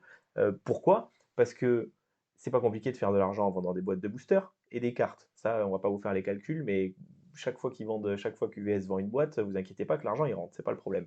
Par contre, ces events-là, c'est une usine à gaz, c'est rajouter plein de difficultés qui peuvent faire ce genre de couac-là, Et qui qui demande vont un savoir-faire énorme. et qui vont en plus, chaque fois que ça va mal se passer, vont écorner l'image du jeu. C'est pour ça que la plupart des TCG modernes, évidemment qu'on peut faire de la compète, la plupart d'ailleurs vont s'occuper de cette organisation, mais Riftbound ont quand même annoncé le jeu comme un jeu qui était pensé pour ça. Ouais, Donc le circuit devient important et plus qu'important, beaucoup plus que dans les autres jeux. Et quand on voit même Magic, le plus grand jeu, s'éloigne de la compétition. Aujourd'hui, c'est un jeu qui est majoritairement casual, plus que compétitif, là où à la grande époque, il y a 15 ans, quand on jouait, c'était pour aller faire des tournois et des compétitions. Ça coûte une fortune à organiser. Évidemment, c'est ça ça. rapporte pas d'argent, mais c'est l'élément central de Riftbound, et je pense que c'est pour ça Et que c'est une Riot, bonne chose, et c'est aussi ça qui va les nous on démarquer, adore hein. en tout cas, nous Bah, on adore. Mais c'est pour ça que je pense que Riot n'est pas content et ne veut pas que ça se passe comme ça s'est passé là.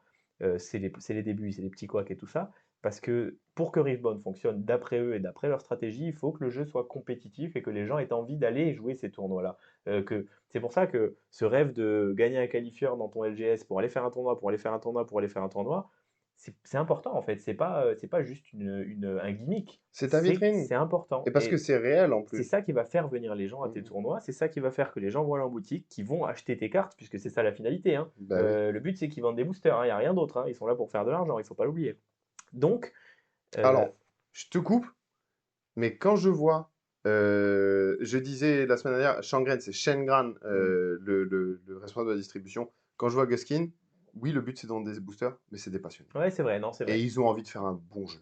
Ça, c'est Ça, sûr. c'est indéniable pour moi. Mais je pense que c'est la marque des jeux Riot quand même. C'est qu'évidemment que c'est une boîte qui est là pour faire de l'argent, mais quand vous voyez les compètes sur LoL, sur Valorant ou même le jeu, ils font pas n'importe Ils quoi aiment ça, avec. quoi. Et que oui, Voilà. alors effectivement, parfois sur les cosmétiques, machin, ils vont aller chercher des trucs, comme là, ils vont faire avec les coffrets Arcane, les coffrets Worlds et tout. Mais on sent, enfin, en tout cas, ils donnent l'image que, au fond, ils aiment leur jeu, ils aiment leur C'est ça. compétition, et c'est ça qui leur tient plus à cœur, et c'est exactement pareil sur Je Riftbound. pense dans un an, on n'aura plus rien à dire de tout ce qu'on est en train de dire. Très Donc, probablement. faut leur donner un peu de temps. Déjà avec un seul RCQ, il y a quand même plein de C'est ça. changements qui ont déjà été C'est ça. qui ont été faits et qui vont dans le bon sens. Donc, moi, j'avais déjà confiance en eux avant et pour l'instant, ils Je ne suis pas déçoivent pas. malheureux d'investir du temps dans le jeu et ça me fait plaisir. Exactement. On parle de sous. Alors, il y a beaucoup moins à dire, je pense, que les dernières semaines, parce que déjà, les prix en général n'ont pas particulièrement évolué.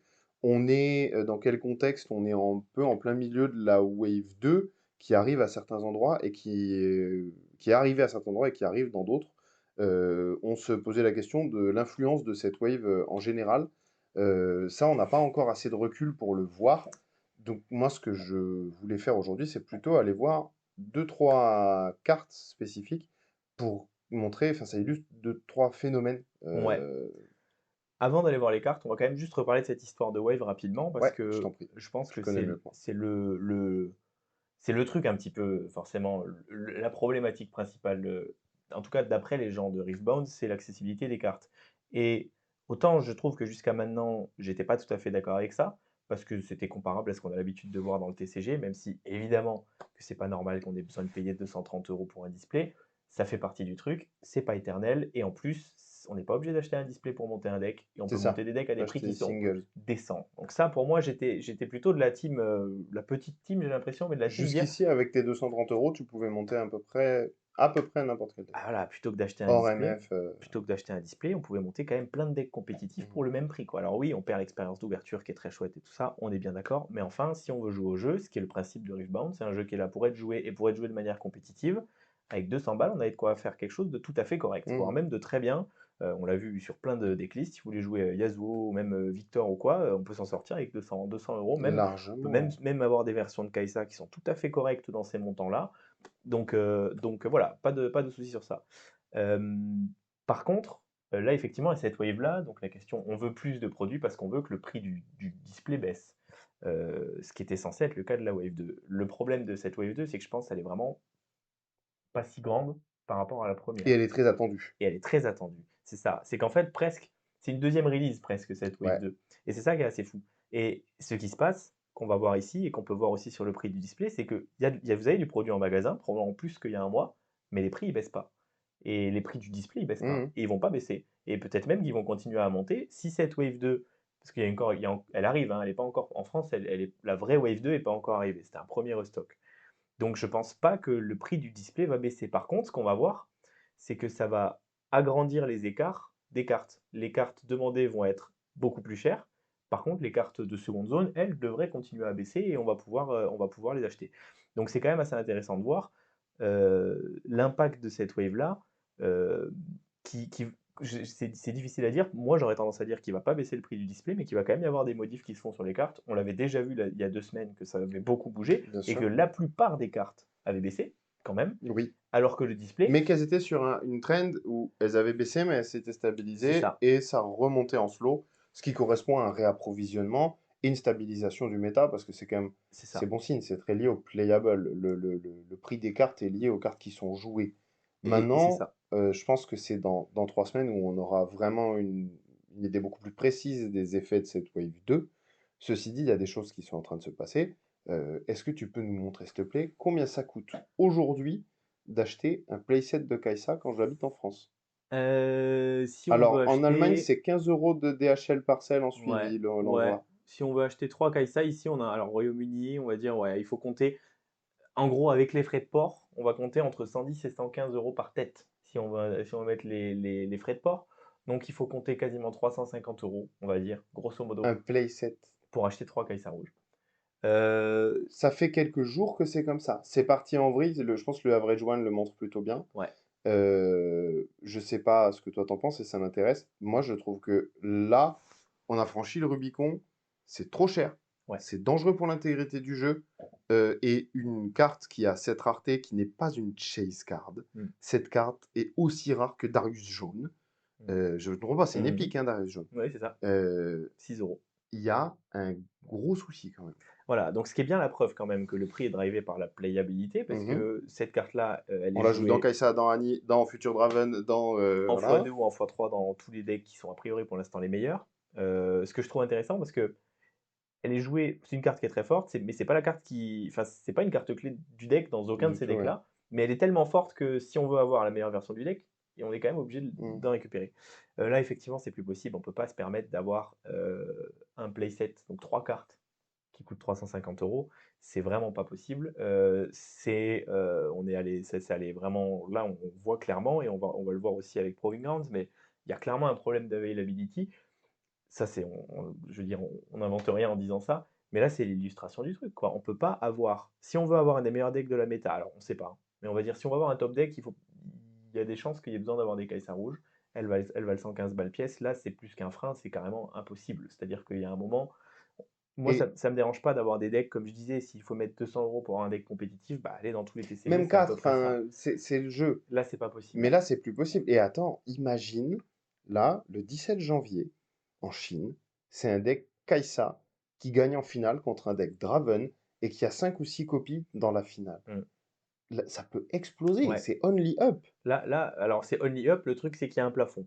Ah, C'est toujours pour moi, pareil. il est cassé Là, déjà le plafond. ouais, Moi, mais je ne suis pas prêt à acheter Kai'Sa regardez quand même, hein, à que 110 euros. là, ce dont on parle, c'est 110 €. Et après, regardez, là, c'est fini, il n'y en a plus. C'est-à-dire que là, aujourd'hui, vous voulez acheter 15 Kai'Sa sur Card Market, pour en acheter 15. Il n'y en a pas d'autres. Après, c'est les chinoises. Il y a une, Tu sais que quin- tu peux faire un buyout il y a de une, il y Kai'Sa a une quinzaine de copies de Kai'Sa disponibles. en Europe. Enfin, c'est... Donc, alors, sur Card Market, évidemment, on peut en trouver ailleurs. Mais voilà, ça, là, c'est un problème parce que c'est une carte jouable. Et encore une fois, c'est comme on le disait, une Overnumber signal peut valoir On n'importe s'en quel fout, prix, même ce si elle sera vaut jamais 100 un 000 euros, on problème. s'en fout Ce en sera fait. jamais un T'as pas problème besoin pour jouer. parce que la carte, elle est là pour ça. Elle C'est est là ça. pour avoir une valeur, alors que ce soit une valeur de collectibilité ou une valeur financière, mais elle est là pour avoir une valeur. Là, cette carte, c'est un outil de jeu et c'est pas possible qu'elle soit à ce prix-là. Donc, qu'est-ce qui va se passer? Est-ce que forcément, ce qui me fait peur, c'est que il va falloir rajouter énormément de produits pour faire baisser le prix de cette carte-là. Et ce produit, il n'arrivera pas tout de suite en tout cas. Et en plus, ça peut faire crash le prix du product tout court. Faut pas te dire, je vais chercher à faire baisser Kai'Sa Rouge.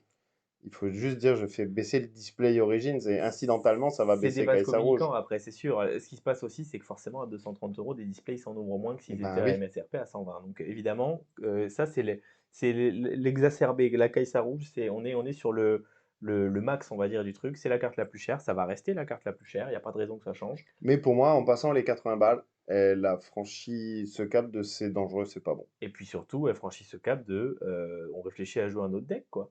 Ah bah, C'est tout. Mais on réfléchit sérieusement, c'est-à-dire que même quelqu'un qui est investi et qui est prêt à mettre de l'argent, c'est ça que je veux dire. Forcément, celui qui veut jouer en casu, la question ne se pose pas. Je crois que celui qui ne veut pas mettre trop d'argent, il ne va pas acheter des il cartes va à pas 115 acheter euros. Kai'Sa, bien sûr. Ou alors il va monter un deck sans ces cartes-là, parce que comme je dis, c'est pas la pierre angulaire du deck. On peut faire des decks sans, mais ils seront juste beaucoup moins bien. Là, clairement, maintenant on se retrouve avec le choix entre jouer un deck rouge ou pas jouer un deck rouge. Ben, on joue un deck rouge, on fait un chèque de 300 balles juste parce qu'on choisit de jouer rouge, quoi. Et il y a forcément des gens que c'est complètement légitime, ça va les bloquer. Et moi, le Ouais, premier, on en a une de Kai'Sa. voilà. On en a une seule. J'ai envie de monter un deck Darius. Je jouerai pas plus qu'une Kai'Sa. On a enregistré il y a 2 semaines l'épisode 2 de Parlons On a dit Rift. qu'il fallait Je en t'ai acheter, c'est dit, vrai. Furlin, il faut acheter des Kai'Sa aujourd'hui. Ben, je l'ai pas fait. Et on Je l'ai pas fait. Et donc là, voilà, je sais que par exemple, c'est voilà, si toi tu as envie de jouer Kai'Sa, que moi j'ai envie de jouer Darius, on peut pas. Donc ça veut dire parce qu'on va pas acheter des Kai'Sa à ce Mais prix-là. Moi, je surtout, me ça vois veut pas le dire que faire, si quoi. j'ai envie d'aller jouer Kai'Sa à Bologne, on peut pas se faire prêter les Kai'Sa, je vais pas jouer Kai'Sa Ouais, à c'est Bologne, ça. tout simplement. Parce que ça commence à faire vraiment, Mm. vraiment, vraiment très cher, quoi. Alors, finance, il y a eu un autre problème, on va dire. Je Enfin, sais pas si tu qui as déjà existe depuis le entendu début, parler de mais la chose. Ça, là, Proving Grounds, il y en a pas beaucoup. ouais. À ce qui paraît, il n'y en a pas beaucoup. Alors, là, on a Flash. Ça, je pense que tout le monde l'a vu. C'est parti un peu en vrille. Ça coûte 30 balles pièce. Ouais. Bon, C'est la c'est... même chose que Kai'Sa, fondamentalement, puisque c'est la jouabilité de la carte qui l'amène là. Le problème, c'est l'availability de la carte. ce qui paraît fou pour une commune, même si c'est pas une vraie C'est pas commune, une commune. on est d'accord. Mais en tout cas, C'est une two-off dans un Proving Grounds. même problématique, Low print. c'est pas possible, encore que c'est plus facilement corrigeable pour celle-là. Bon, ils ont Mais mis non, puisque leur vecteur, leur levier de correction, c'était de mettre oui, dans ces les cartes Nexus dans les voilà, c'est ce Nexus que j'allais Light dire. Packs. Ils ont pas mis Or, Flash. ils ne les ont pas mises. Oui, mais en tout cas, Ils ont mis que les légendes ils et les sorts ils ont et... laissé passer cette occasion-là, mais ils pourraient avoir d'autres occasions de reprint Flash. C'est ça que je veux dire. Plus facilement que de reprint juste Kai'Sa rouge. Ils peuvent pas faire autrement Oui, que de faire des oui, oui, oui. boosters. Donc, il y a plus facilité de corriger ça que de corriger Kai'Sa, parce que c'est une carte que c'est eux qui décident concrètement. Ils peuvent l'imprimer où ils veulent, ils peuvent l'imprimer en quantité qu'ils veulent, donc ça, c'est plus corrigeable. C'est complètement Par lunaire contre, d'avoir cette Proving carte à Grounds, 30 euros. on n'est pas parti pour en revoir de suite du tout. Ouais. Donc une fois que le stock il va être épuisé, Mm. ça va quand même être... Ils vont arriver, il va y en avoir, mais j'ai Mais dans l'impression, longtemps. voilà, à la différence de parce que voilà, quand on voit toutes les interviews des gens de Riot et du VS, mais surtout de Riot, et qu'on parle du problème de, je pense à celle justement dont on parlait, de Travis Gafford j'oublie toujours son nom. Et Euh, maintenant, je suis en train de le bon, c'est pas dyslexiser. grave. En tout Chen cas, Gran. voilà, c'est ça. On parle beaucoup de product availability. Quand il nous parle de Origins, il a des informations assez concrètes à donner. Les vagues arrivent et on les voit. Quand on parle de Proving Ground, c'est oui, ça va être reprint et on n'a rien d'autre. Proving Grounds, Pourquoi? c'est Winter is Coming C'est de... ça, ouais, c'est ça, c'est exactement ça. Winter is coming. Proving Ground, il va y en avoir quand?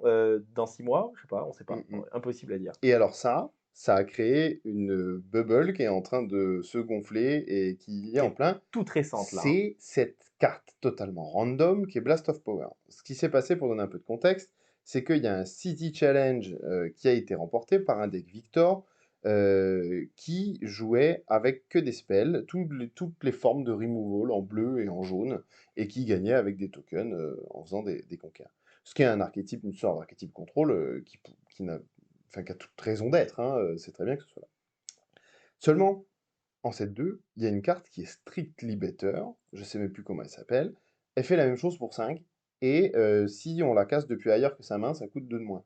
Donc vraiment strictly better. Donc c'est-à-dire que Blast of Power, c'est les copies 4, 5 et 6 de ce spell-là. Cette carte-là. Seulement, Spirit Forge, c'est nouveau, c'est les premiers tournois en Chine. En BO1, le jeu est même pas fait pour être joué en BO1, passons. On en a déjà parlé. C'est parti en vrille, tout le monde a dit hop, hop, hop, hop, hop, bah, ça j'en veux, ça coûte 30 centimes. Ouais. Et là, c'est l'occasion de rentrer dans un sujet que moi je trouve intéressant, mais sur les TCG, mais que beaucoup de joueurs n'aiment pas en parler, ou bref, en tout cas sont contre, c'est vraiment l'aspect financier, spéculatif de la chose.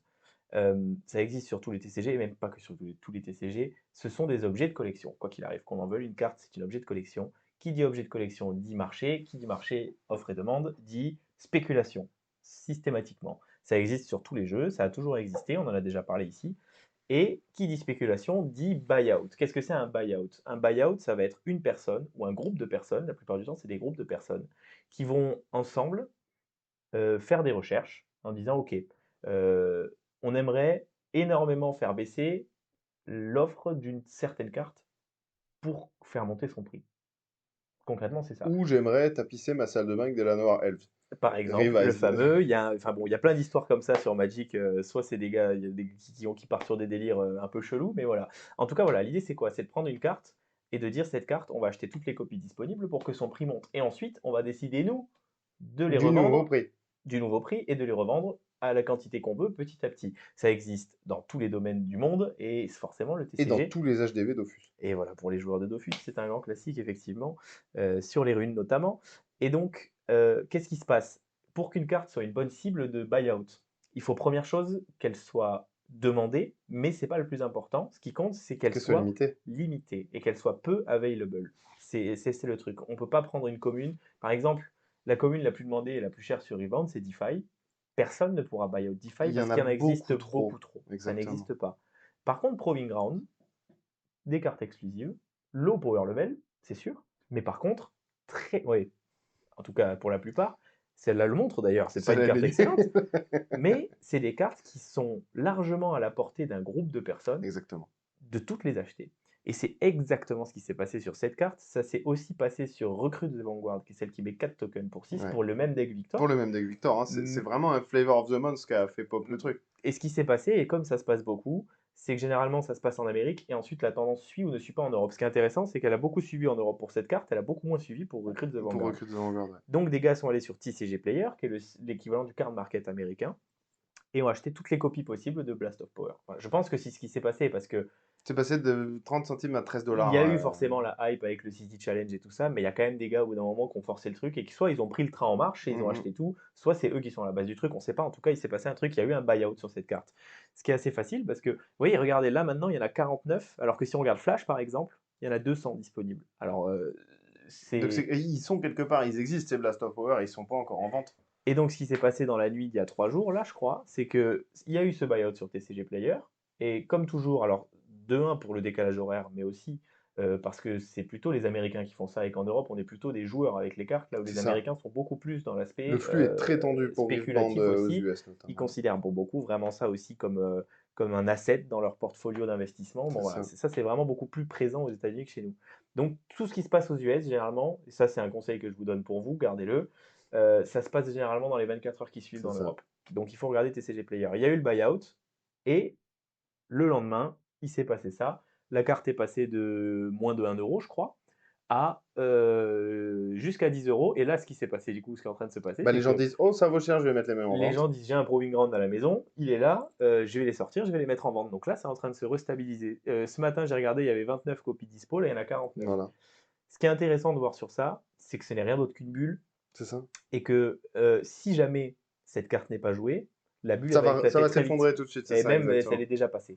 C'est-à-dire que la bulle est passée, ça a duré 2 jours. Les mecs qui ont leurs 800 copies de cette merguez chez eux, je leur souhaite bon courage Bon parce que je ne sais courage pas ce avec qu'ils vont en vos faire. 800 en Blast of Power. Donc, si par contre, et si la carte, pour une raison X ou Y, se retrouve jouée, là, forcément, ça peut marcher. Pour une carte comme ça, vu que c'est pas sa puissance, mais c'est juste son manque d'availability qui décide de son prix, c'est clairement une bulle spéculative. Si vraiment vous voulez des Blast of Power, les achetez surtout pas maintenant. Ça paraît être une évidence.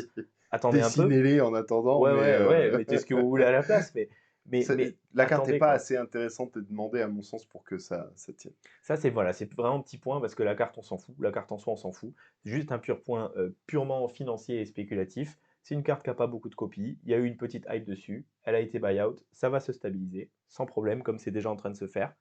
Et puis, on passe à la suite. Et si, par contre, je sais pas, on se retrouve avec le 17 janvier, le top 8, c'est que des victoires qui jouent 3 fois cette carte, bah Et ben les 800 là, merguez les mecs, deviennent des lingots voilà, d'or. les mecs qui ont acheté ça seront très contents, mais voilà. C'est petit exemple de buyout, comme on en voit souvent, et comme vous allez en voir plein d'autres, Ouais. pour si vous découvrez les TCG avec Riftbound. Et il ne faut pas tomber dans le piège.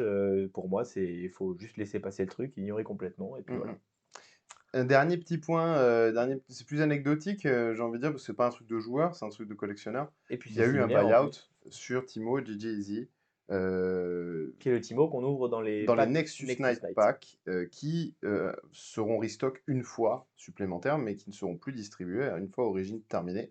C'est une carte qui est labellisée Origin, donc ça veut dire que c'est une carte dont le print est bientôt terminé et dont le nombre de copies est C'est limité. défini. Ça a été acheté, ça valait 200 euros pièce. Il y a eu un bon buyout qui s'est fait aussi. Et là, c'est 500 euros pièce maintenant.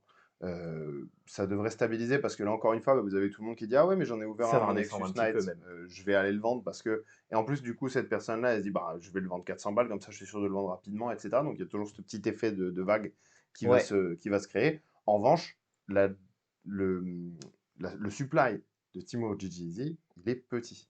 Il est limité et on est sûr que ce Timo avec écrit OGN en mm, bas, parce qu'il rien ne les empêche de le reprint plus tard, mais il n'y aura pas écrit OGN en bas, à moins vraiment qu'il fasse les fous, mais je pense que là, il leur non. arriverait des saletés.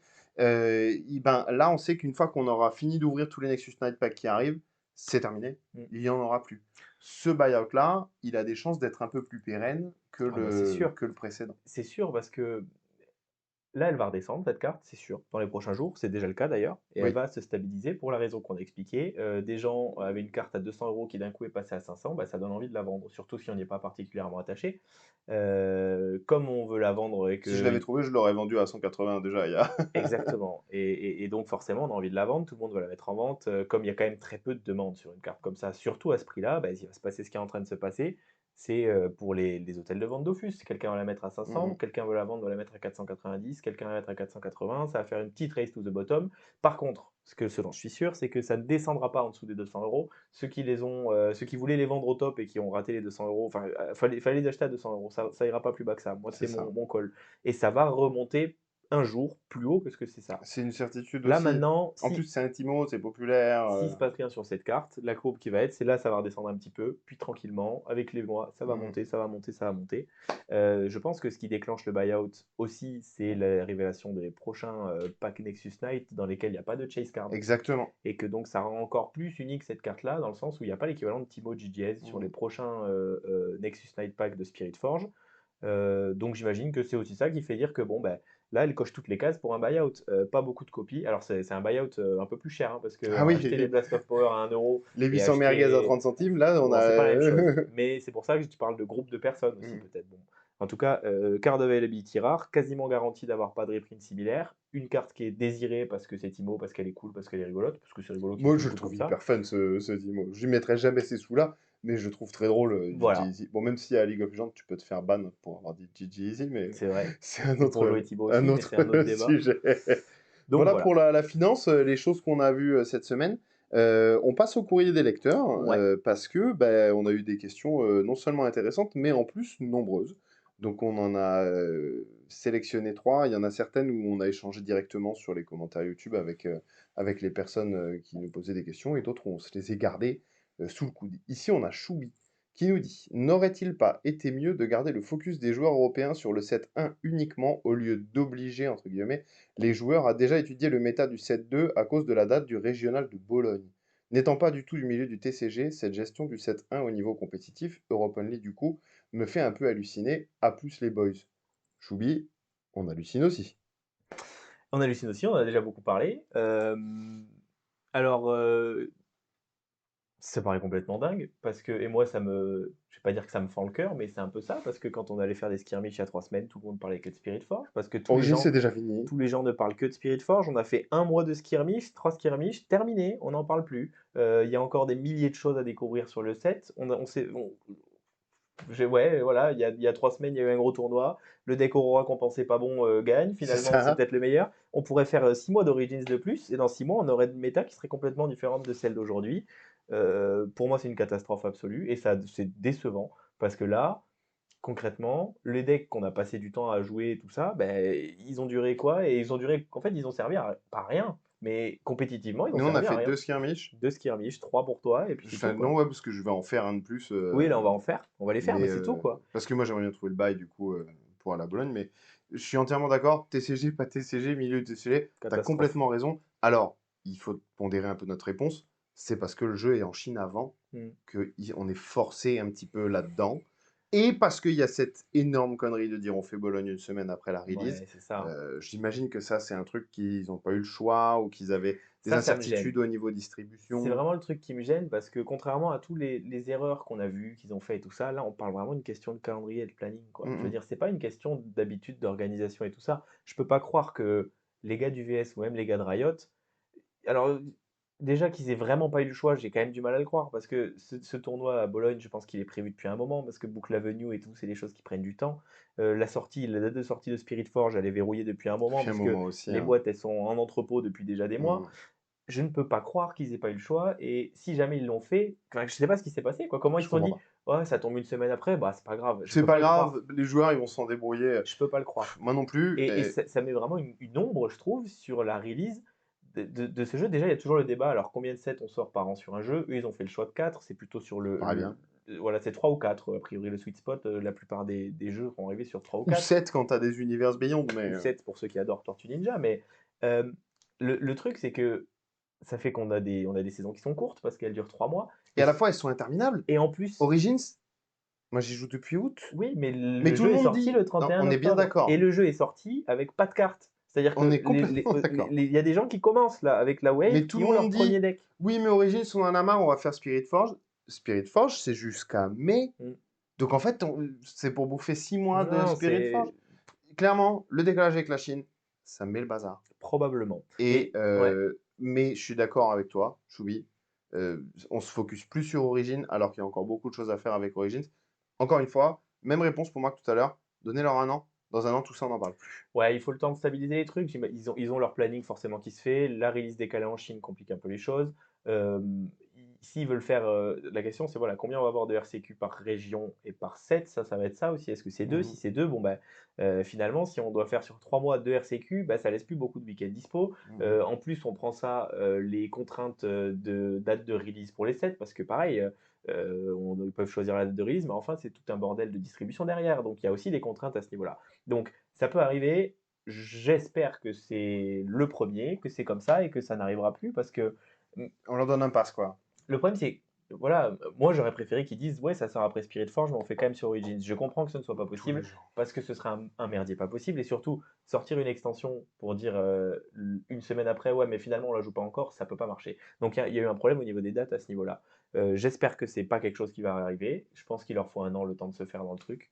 Mais ouais, clairement une catastrophe. Next. Prochaine question que je vais lire, c'est la question de Tiev Tiev, qui est un peu longue, mais qui est super intéressante. Bonjour, merci pour le contenu, bravo pour le step-up, pour le setup, c'est beaucoup plus agréable à suivre, merci beaucoup. Petite question sur le déroulement des tournois, il y a beaucoup de discussions sur les intentional draws dans les skirmishes notamment, ou dans les tournois de plus haut calibre. Personnellement, je trouve que cela peut être dérangeant à un certain niveau. Donc je m'explique, si sur une ronde de 5, toutes les personnes en 3-0 décident de ID, intentional draw, on va dire ID pour la suite parce que ce sera plus simple, elles sont garanties, sauf si je me trompe, l'accès au top 8. Cela fait que pour accéder au top 8 pour toute personne n'ayant fait ne serait-ce qu'une seule défaite, le nombre de places restantes diminue de moitié, ce qui ne serait pas forcément le cas si toutes les parties étaient effectivement jouées. Je ne blâme absolument pas les joueurs qui utilisent cette possibilité, mais je trouve que cela éloigne un peu du principe de jouer à Riftbound. Quel est ton avis sur le sujet? Alors, je pense plusieurs choses.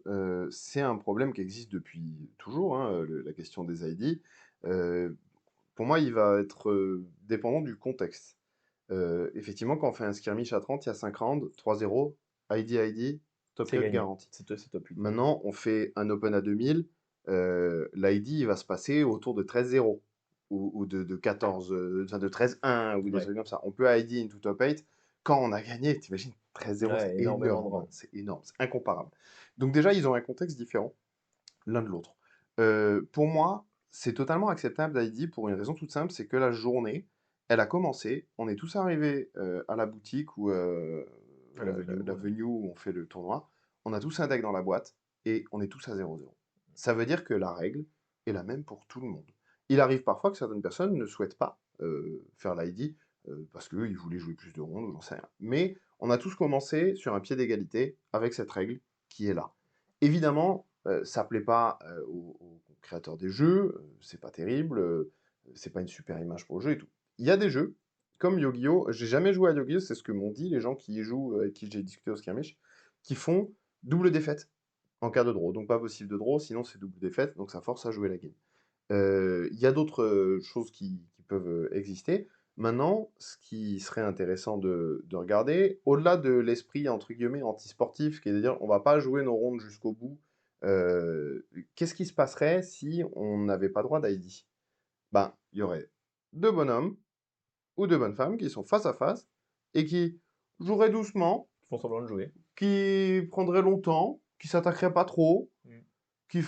ou alors vas-y, tu gagnes la première, oh puis Mm. et en plus, je te laisse gagner la première, tu vas concéder la deuxième quand le timer sera Et arrivé à la ensuite, fin. on chill la Des trucs, troisième, voilà, quoi. des trucs qui seraient absurdes évidemment à regarder. Alors évidemment, il existe des judging, du slow play, du machin, mais je veux dire, on ne peut pas empêcher deux joueurs qui souhaitent draw de draw. Sinon, on se retrouve dans des situations ubuesques par rapport à la gestion du timer, etc. Moi, je disais à Furlan hier, on discutait pour préparer ce podcast.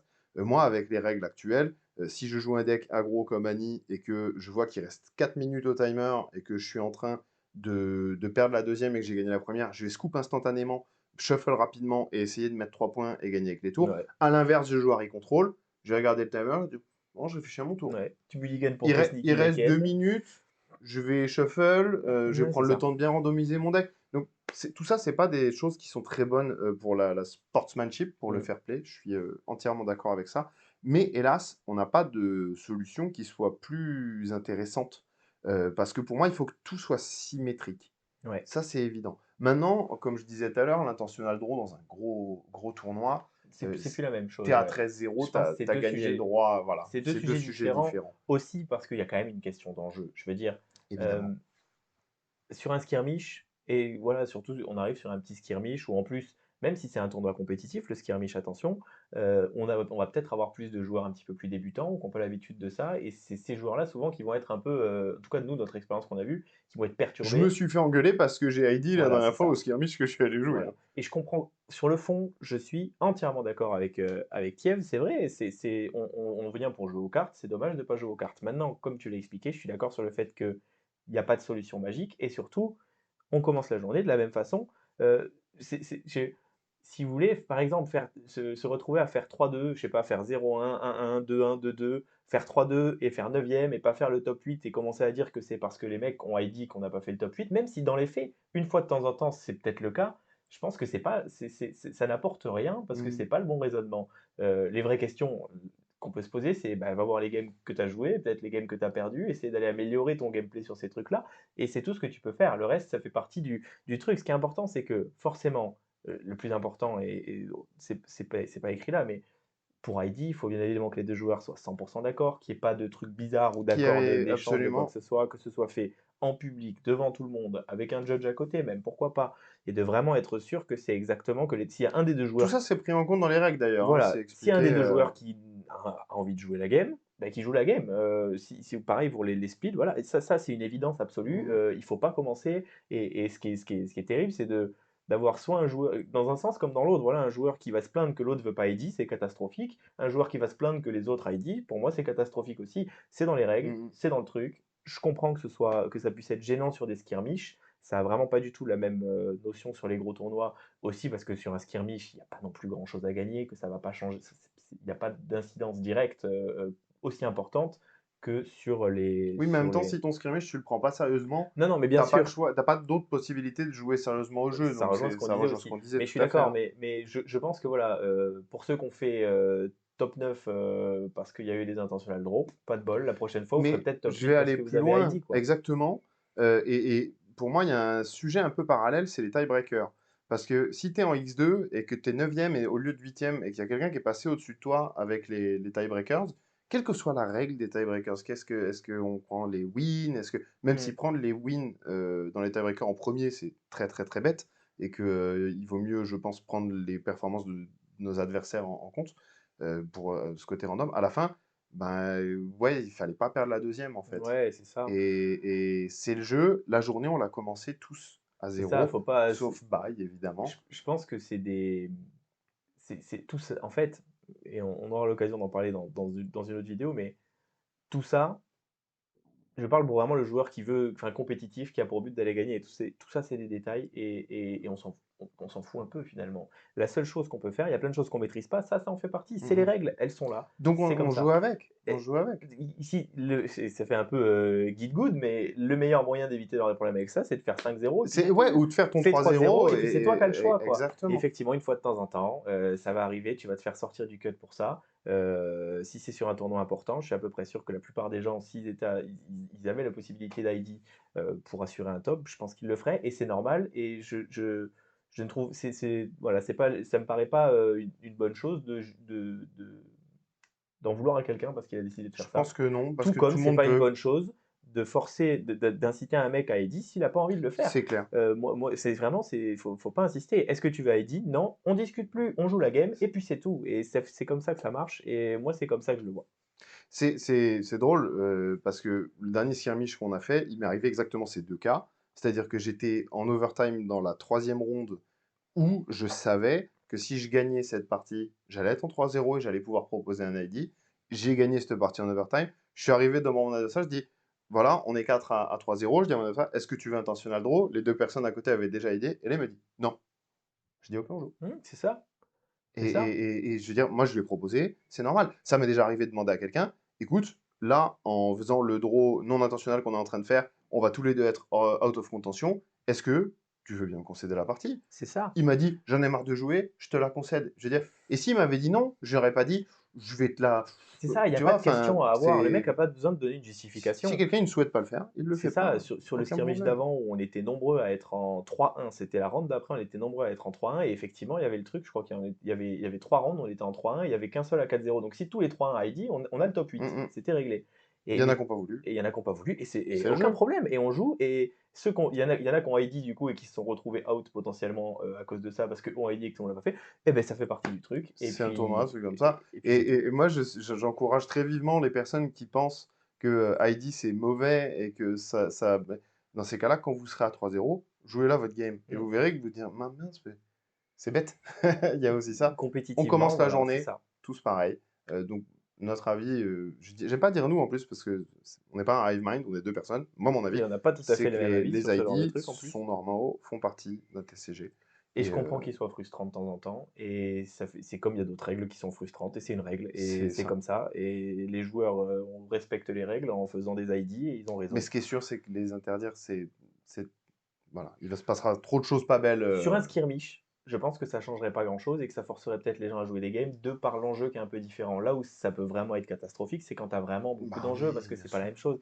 Quand tu as beaucoup d'enjeux, c'est sûr et certain que tu as des gars qui vont faire des fausses games, que tu as des gars qui vont s'arranger, que tu as des trucs comme ça. Ça incite encore plus les gens à faire des magouilles, en Mmh fait, mh, tout simplement, de la c'est ça. magouille. Là, au moins, c'est clair, c'est fait devant tout le monde, c'est dans les règles, on n'en parle plus, et puis voilà.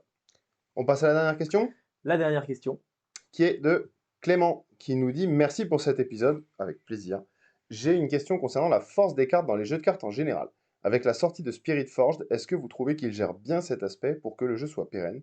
Merci pour la qualité de ce que vous faites». Alors, Merci disclaimer, Clément. merci, beaucoup effectivement, pour ton commentaire. Maintenant, j'imagine que le sujet que tu veux aborder, là-dedans, c'est celui éventuel de power creep. Pour moi, on a un set, on double quasiment le nombre de cartes, et on est très, très, très, très, très, très loin des considérations de power creeping. En revanche, ce qui est sûr, c'est que Guskin et les équipes, eux, ils pensent déjà, très probablement, parce qu'ils doivent être déjà en train de faire des sets 7, 8, 9 en train de design, ils pensent aussi au power creeping. Maintenant, je pense qu'on n'est pas encore... S'il y a une carte très forte qui sort dans Spirit Forge, c'est pas du power creep, c'est juste une carte très forte nouvelle, et qu'on n'en est pas encore là. En revanche, on veut profiter, tu me dis si je me trompe, mon fur là, mais de ta question pour parler un peu power creep. C'est ça, parce que c'est un sujet qui est super intéressant et Alors déjà, qui, qu'est-ce que c'est? voilà, c'est ce que je vais dire. On va expliquer ce que c'est. Pourquoi c'est un sujet qui est intéressant? Parce que souvent, c'est un sujet qui est clivant. Parce que c'est toujours pareil, c'est comme pas mal de sujets qu'on a vus. Il y a les gens qui vont dire que c'est une catastrophe et que c'est inadmissible. Et puis il y a les gens comme moi, la plupart du temps, à l'inverse de ce que les gens disent, que c'est nécessaire et que c'est un bien pour tous les jeux.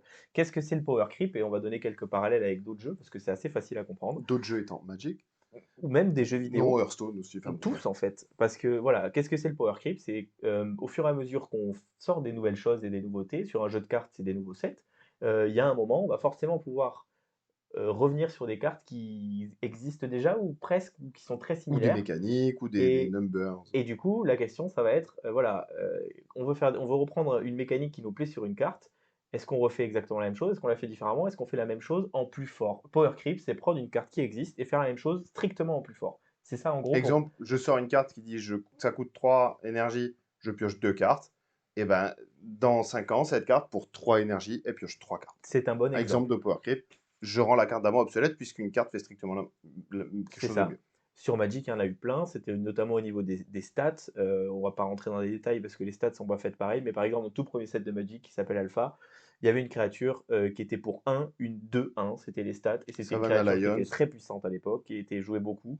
Aujourd'hui, et qui faisait rien d'autre, hein, pour 1, une 2-1. Aujourd'hui, il est sorti pour 1 des 2-2 avec un petit truc, puis maintenant il sort pour 1 des 2-1 avec 2 haste, plein d'effets. Il y a voilà. pour un des 2-1 qui ont des effets qui coûteraient plus que un ou 2 quoi. La carte, si elle était sortie en alpha, elle coûterait 3 ou 4 mana. Mhm. Et, et, Mais et Alpha, c'était il y a voilà. 30 ans. Sur League of Legends, c'est pareil. C'est ça. Voilà, on sort plein de champions, on sort plein de nouveaux items, on sort plein de trucs. Ben, parfois, De c'est plus en strict. plus flashy, de plus en plus powerful. C'est Mais ça. pourquoi on fait ça? Voilà. Pourquoi on fait Enfin, ça? nous, on fait pas ça, mais Pourquoi, pourquoi ils pourquoi font les ça? gens, pourquoi les gens aiment pas, par exemple, sur League of Legends, pour les joueurs, il y en a plein, les nouveaux designs, les nouveaux champions, ils sont toujours trop forts, machin et tout ça. Pourquoi on fait ça? Pourquoi les gens font ça? Ben, pour maintenir le jeu en vie, pour donner envie aux gens de continuer à faire des nouvelles choses, pour les jeux de cartes, pour que les gens achètent les nouvelles cartes. Si les nouvelles cartes sont pas meilleures, c'est pour ça que pour l'instant, ça n'a pas de sens de parler de Power Creep, parce que on peut faire plein de nouvelles choses, mais Prenez Magic, il y a, je sais pas, 40, 50, 60 000 cartes différentes. Il y a un moment, il va falloir revenir sur des cartes qui existent, où il y a forcément des cartes qui sont quasiment les mêmes. Bah oui. Et donc, qu'est-ce qu'on fait? Si on ressort exactement la même carte, quel est l'intérêt de la sortir? Si on fait la même carte en moins bien, quel est l'intérêt de la sortir? Mhm. Donc, la seule solution, une fois qu'on a fait un petit peu toutes les C'est pour mécaniques, éviter l'overlapping, en fait. C'est le fait de tourner. donc il y a deux options. Soit on fait en permanence des nouvelles choses, mais ça veut dire que plus on va forcer des nouvelles choses, quand on Plus a ça va fait être 60 000 cartes, compliqué, ça plus. va complexifier. Et puis à un moment, il va y avoir des merguez, il va y avoir des Ouais. designs ratés, il va y avoir des trucs qui marchent pas, il va y avoir des accidents, comme il y en a eu plein dans Magic avec des cartes qui sont beaucoup trop puissantes parce qu'ils ont Mhm. voulu tenter un truc et que ça n'a pas marché. Donc il y a un moment, on peut se dire, ben, on va prendre cette carte et on va la faire légèrement mieux. Voilà. Et pour moi, c'est une très bonne chose parce que c'est ça qui maintient l'intérêt du joueur et l'intérêt compétitif du nouveau set. Si on sort des sets, et la plupart des gens qui se plaignent du Power Creep, c'est la nostalgie qui parle. C'est toujours comme ça. C'est surtout ça, Et ouais. c'est Je normal. suis Et attaché à cette carte, elle m'a fait gagner des parties, mais maintenant ça n'a plus aucun intérêt. c'est Le ça. jeu ne me ressemble plus, ne résonne plus avec moi. Moi, bon, je suis un gros joueur de League of Legends et comme on est sur Ribbon, on peut se permettre d'en parler, mais euh, Un combien gros de... joueur, c'est juste un joueur qui joue beaucoup, on est Oui, oui, d'accord. oui, non, je suis très mauvais, hein, mais qui a beaucoup joué en tout cas, bah, il y a toujours les trucs, voilà, les vieux champions, machin, des gens qui vont dire, ouais, mais à l'époque, les champions, c'était plus simple, il n'y avait pas 8 lignes de texte par spell, lui, Oui, mais ok, au moment où il sort, effectivement, et chaque fois qu'il sort un champion, c'est un peu fort, et il le tune, et puis ils arrivent à Mhm. l'équilibrer. Mais pour moi, c'est comme ça qu'il faut le faire. Parce que si vous sortez aujourd'hui un Il y a plus champion d'intérêt en fait dans le comme il jeu. avait été designé il y a 10 ans, ça Exactement. va être cool 2 minutes et puis terminé. Tout Mhm. le monde s'en fout après, tout le monde s'en fout. Ben là, c'est pareil. Si dans 10 ans, il y a 47 Riftbound et qui sortent que des cartes qui sont moins bien que celles qui sont sorties dans Origins, pourquoi est-ce qu'on irait les acheter? C'est Pourquoi est-ce ça. qu'on irait les jouer? Donc, il faut du power creep. Il en faut pas trop, c'est une évidence, et il faut surtout pas qu'il arrive trop vite. Il faut, avant de commencer à réfléchir à ça, bien, Ouvrir l'éventail de voilà. mécaniques, de possibilités du jeu, développer. Mais ça, je suis à peu près sûr que c'est ce qu'ils font déjà Mais très bien. ils savent ce qu'ils font, c'est sûr. Et on verra ce que ça donne avec le temps. Mais en tout cas, Necessary Evil, le power creep, qui n'est même pas evil s'il est bien C'est pour moi, maîtrisé, c'est hein. pas un evil, Après, c'est attention, si tu rates ton power creeping, tu peux casser ton jeu aussi. complètement. Tu peux rendre le truc. Par exemple, Hearthstone, ils tendent vers des choses qui sont très RNG. Alors en vérité, ça l'est pas. C'est comme tout, c'est du risk management et tout ça, hein. Il y a eu des moments où ils ont fait des trucs où les joueurs ont dit là, moi, je me reconnais plus Bien là-dedans. sûr. Donc il faut faire attention évidemment à comment le faire, prendre en compte le feedback de ta communauté de joueurs, Et comme etc. Mais ce qui est sûr, c'est que c'est pas le sujet de Spirit Forge et c'est c'est pas le ça. sujet du moment. Il y a Là, on ouvre encore les forcément, possibilités et les portes du jeu. il y a un jour ou l'autre, il y aura des erreurs de design, c'est impossible autrement, même sur Magic où les gars ont fait ça depuis, parce qu'il y en a qui sont toujours, enfin, quand on fait ça pendant 10, 20, 30 ans qu'on Mhm. designait des cartes, et de temps en temps, ils sortent un set, ils sortent une carte, et il y en a une, on dit, ouais, ben là, ça marche pas. Le plus gros exemple, il y a 5 ans, ils ont sorti une carte, un Planeswalker qui s'appelle Oko, bref, ils ont sorti le truc, quelques semaines après, c'était banni dans tous les formats, et la carte, elle a été testée, elle a été vue, machin, et puis on arrive, et finalement, ils se sont dit, ouais, là, on a peut-être forcé un peu le truc, cette carte était juste beaucoup trop forte. Et puis c'est pas grave, et de temps en temps ça arrive. Et même si tout le monde s'insurge à ce moment-là et que c'est chiant, parce qu'effectivement pendant une semaine on va jouer tout le temps contre la même carte et C'est qu'elle est une, deux oppressante, semaines. ça fait partie du truc. Et je pense que je préfère des gens qui vont tenter ça et de temps en temps se planter, que sinon c'est tout le temps tout plat et franchement on s'ennuie quoi. Mhm. Si t'as pas, il te faut, il y a un moment, on aime jouer Puis des worst cartes case scenario, puissantes. tu peux ban, donc Et c'est en plus, pas. tu peux ban. On a envie de jouer des cartes puissantes. On en parlait avec Blast of Power, par exemple, ou avec une version strictement meilleure ou quoi. Ben ouais, mais si on s'amuse à sortir des cartes qui sont moins fortes que les précédentes, Eh, sachant qu'on a encore de la marge dans Riftbound parce que notre meilleur removal à l'heure actuelle, ton adversaire il pioche deux cartes quand même, hein, quand tu ouais. Ouais, l'utilises. pour l'instant, les removals, les spells, enfin ouais, les Voilà. removals, c'est particulier. Bon, je pense que c'est tout pour le courrier des lecteurs. Merci Merci pour les beaucoup, ouais, questions. pour vos questions. On prend beaucoup de plaisir à les lire et à les travailler. N'hésitez pas à en donner d'autres, évidemment. Petite parenthèse, on va faire une pause, entre guillemets. On va attendre 3 semaines avant la sortie du prochain épisode. Tout à fait. Pourquoi? Parce que le 17 janvier, ce week-end-là, il y a le premier Regional Qualifier en Chine. Donc en fait, ce qu'on veut faire, c'est qu'on veut commencer à bosser Spirit Forge, regarder ce tournoi, et là, on va faire un gros meta report. C'est On va ça. parler du tournoi, on va parler. En fait, on va vous préparer un gros numéro 100% Spirit Forge qui sera dans 3 semaines. Entre-temps, on va quand même vous occuper. Vous allez avoir le début d'une nouvelle série vidéo en parallèle de Parlons Rift. Petit tease, ça parlera très probablement de mathématiques et de probabilité, mais ça, vous le verrez au Sans moment de la surprise, hein. sortie de la vidéo. Voilà, donc effectivement, ça va nous amener, je pense, aux alentours du 22-23 pour la sortie du prochain. On va faire une semaine de plus, ce qui laissera le temps d'avoir le RCQ et puis que nous, on ait joué un peu de Spirit Forge parce que je n'ai joué Moi non aucune plus, carte donc Spirit on va s'y Forge. coller là. Déjà, on va faire nos skirmishes Origins qui sont programmés Tout à fait. et puis ensuite, on va pouvoir commencer à lire un peu les cartes et puis Et réfléchir puis un petit peu parce aller jouer que après. faut que tu prépares ton deck pour Bologne. Voilà. Voilà, voilà. Mon Furin, merci beaucoup, Ouais, c'était super. Je te remercie une deuxième fois. Et puis, on se donne rendez-vous dans merci 3 beaucoup semaines pour à nouveau parler Rift. Ciao! et bonne année!